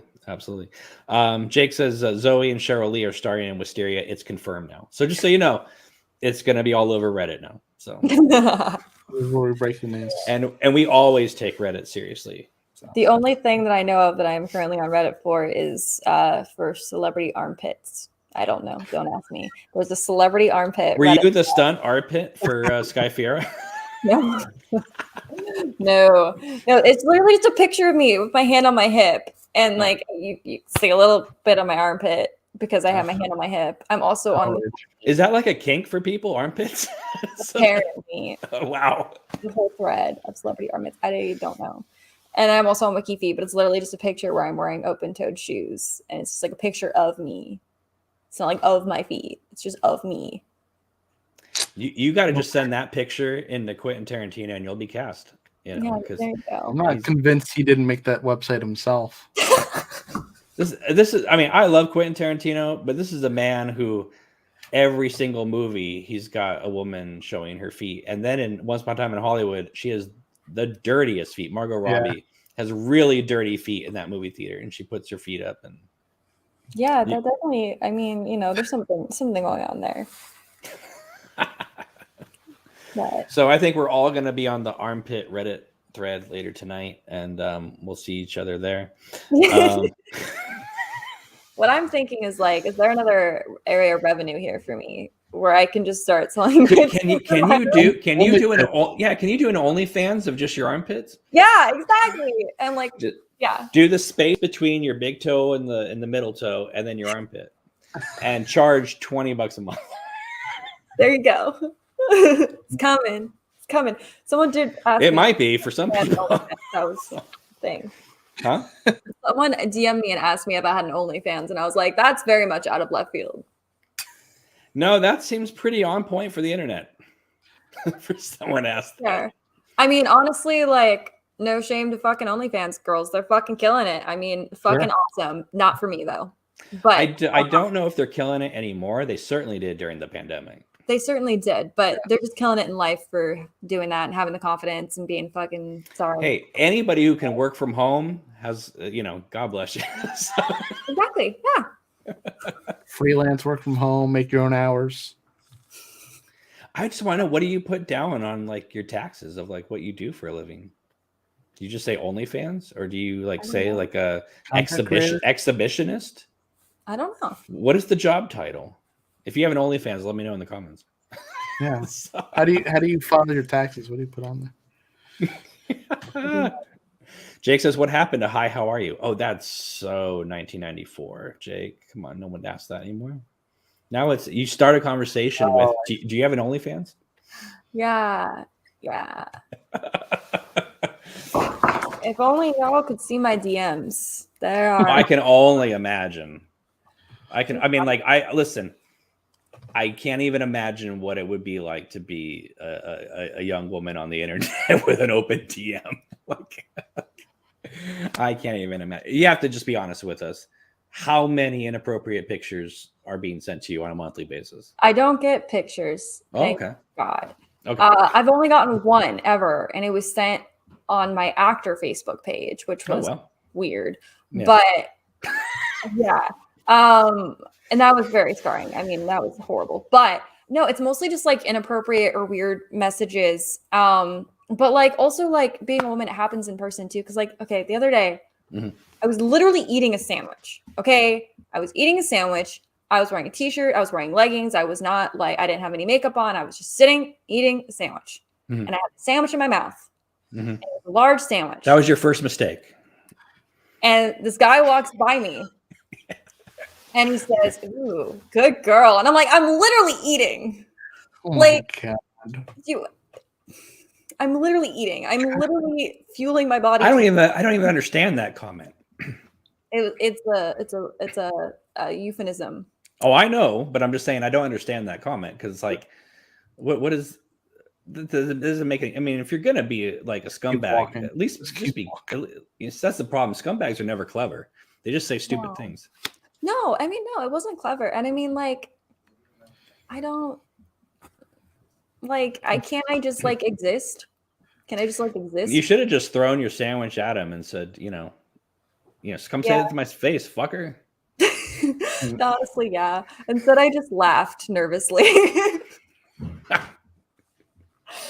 Joey, do you have that happen when you're in Jersey eating a sub? Does some girl walk by you and be like, "Ooh, good boy"? I mean, usually I get just yelled at because there's a whole like Taylor ham versus pork roll thing here. So if somebody from South New Jersey comes up here, I'll probably yell. I just get yelled profanities, but I don't know what I'm doing. I could just be walking, and sometimes, especially in the summer, yikes, rough. Yeah, well, nobody ever DMs me or emails me or anything like that. So so if you have anything inappropriate, by all means, send me something. I mean, well, camera. What you have to do is show your feet on camera, and then you'll have a wiki feet, and then the messages will start. Nobody wants to see my feet. I don't know. Probably someone. My feet are fine. Like I don't have any ingrown toenails or anything like that. But like nobody wants to see my feet. I wouldn't be so sure. So, Never know. all right. Well, on that note, okay. So, Joey, this is how people can find you on social media. So, this is where you can send him very highly inappropriate DMs. Please don't. Please don't. Send him pictures of your feet and your armpits, please. Let me know how your day is. And say have a nice hashtag Happy Twin Peaks Day and have a picture of your armpit. Please. I don't need this. God. Oh my gosh. Then you have to explain this to your girlfriend. I mean, Like, I don't think she would be. She's like, "What, Joey? Why do you have 45 notifications of different people's armpits?" And then you just tell her with a straight face, like, "Honey, did I ever tell you I have a thing for armpits?" And then see how fast she bolts for the door. Actually, I don't know. My girlfriend, I don't think she would bolt. She'd probably be like, "Why didn't you tell me that sooner? Why didn't you tell me about that sooner? We could have, figured something out and start a whole thing."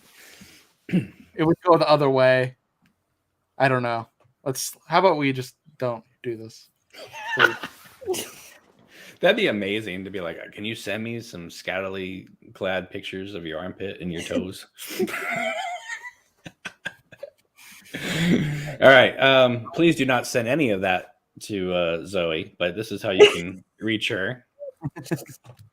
And Bill says, "Joey, that's your moneymaker right there." So I'll think about it. We should start the obnoxious anonymous OnlyFans and just like take pictures of our feet, and that we can take a picture of Thor's feet.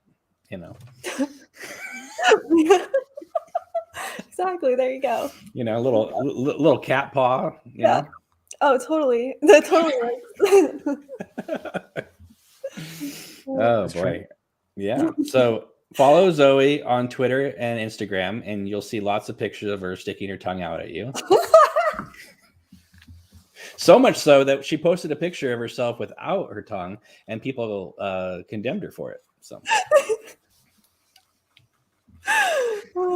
Yep. I don't understand that, but okay. Did you get like angry at the world or something that you just like, I'm just gonna give the entire world the raspberry everywhere I take a picture? No, it's just It's your signature now. It's like people expect it. Exactly. It's my brand. No, I don't know. It's You're an Instagram influencer of like sticking your tongue out at people with like 600 followers, but yeah. Just tomorrow, just post a picture of your big toe or your little toe or something. See if anybody will know what we're referencing, because they would have watched tonight. Exactly. So make sure to follow her especially for all those that breaking Wisteria Unrecorded Night news that will be coming on her feed soon enough. No. I kid. But and then of course this is how you can find me. And Jake says sticking out your tongue is your version of the duck face. So exactly. There it is. So anyway, so thanks for watching and putting up with all our shenanigans. And Queen of Hearts Act 4 should be out next week, so be looking for that. And stay safe out there, because it's very scary out there in the world right now. And I don't know. Every day I get on Twitter and I go, good God, how much worse can it get? And by the end of the day, it shows me. So you gotta stop saying that. Yeah, I know. So I'm glad that Zoe kind of peer pressured me this morning at like 3 a.m. I have to tell you, I checked Twitter at it was like 4 a.m. or something like that, and I'm like, I got a notification, and it's Zoe going, "Are we gonna do a show or what?" I'm like, "What the? Who's writing me at 3 a.m.?" Very good idea. So were you drunk or something? And you're just like, "I'm gonna make sure we're doing a Twin Peaks show tonight. Damn it! We said we were gonna do the rest of Gossip Girl. We didn't get around to it, so we're gonna." I am the accountability coach here. Yes. Well, I look forward to many more videos with you guys because Queen of Hearts is almost done. So I'll be ready to reboot the channel and maybe we'll have more than 5 people watch. So Hey, you got 30 tonight. I don't know what we're at now, but we're at 22. People kind of tuned out once we got serious, but that's all right. The people who stayed around, they got some good toe laughs, so it's good. Evan says, thanks, Cam, Joey, Zoe, and Thor. Good night. And Justin says, this was entertaining. Thank you. Have a good night. Happy Twin Peaks Day. Focus on something good. I agree. Whatever makes you happy, give yourself a present once a day. There you go. Exactly. And that could be anything. It could be a picture of a toe, an armpit. It could be 6 hours of binge watching your favorite show.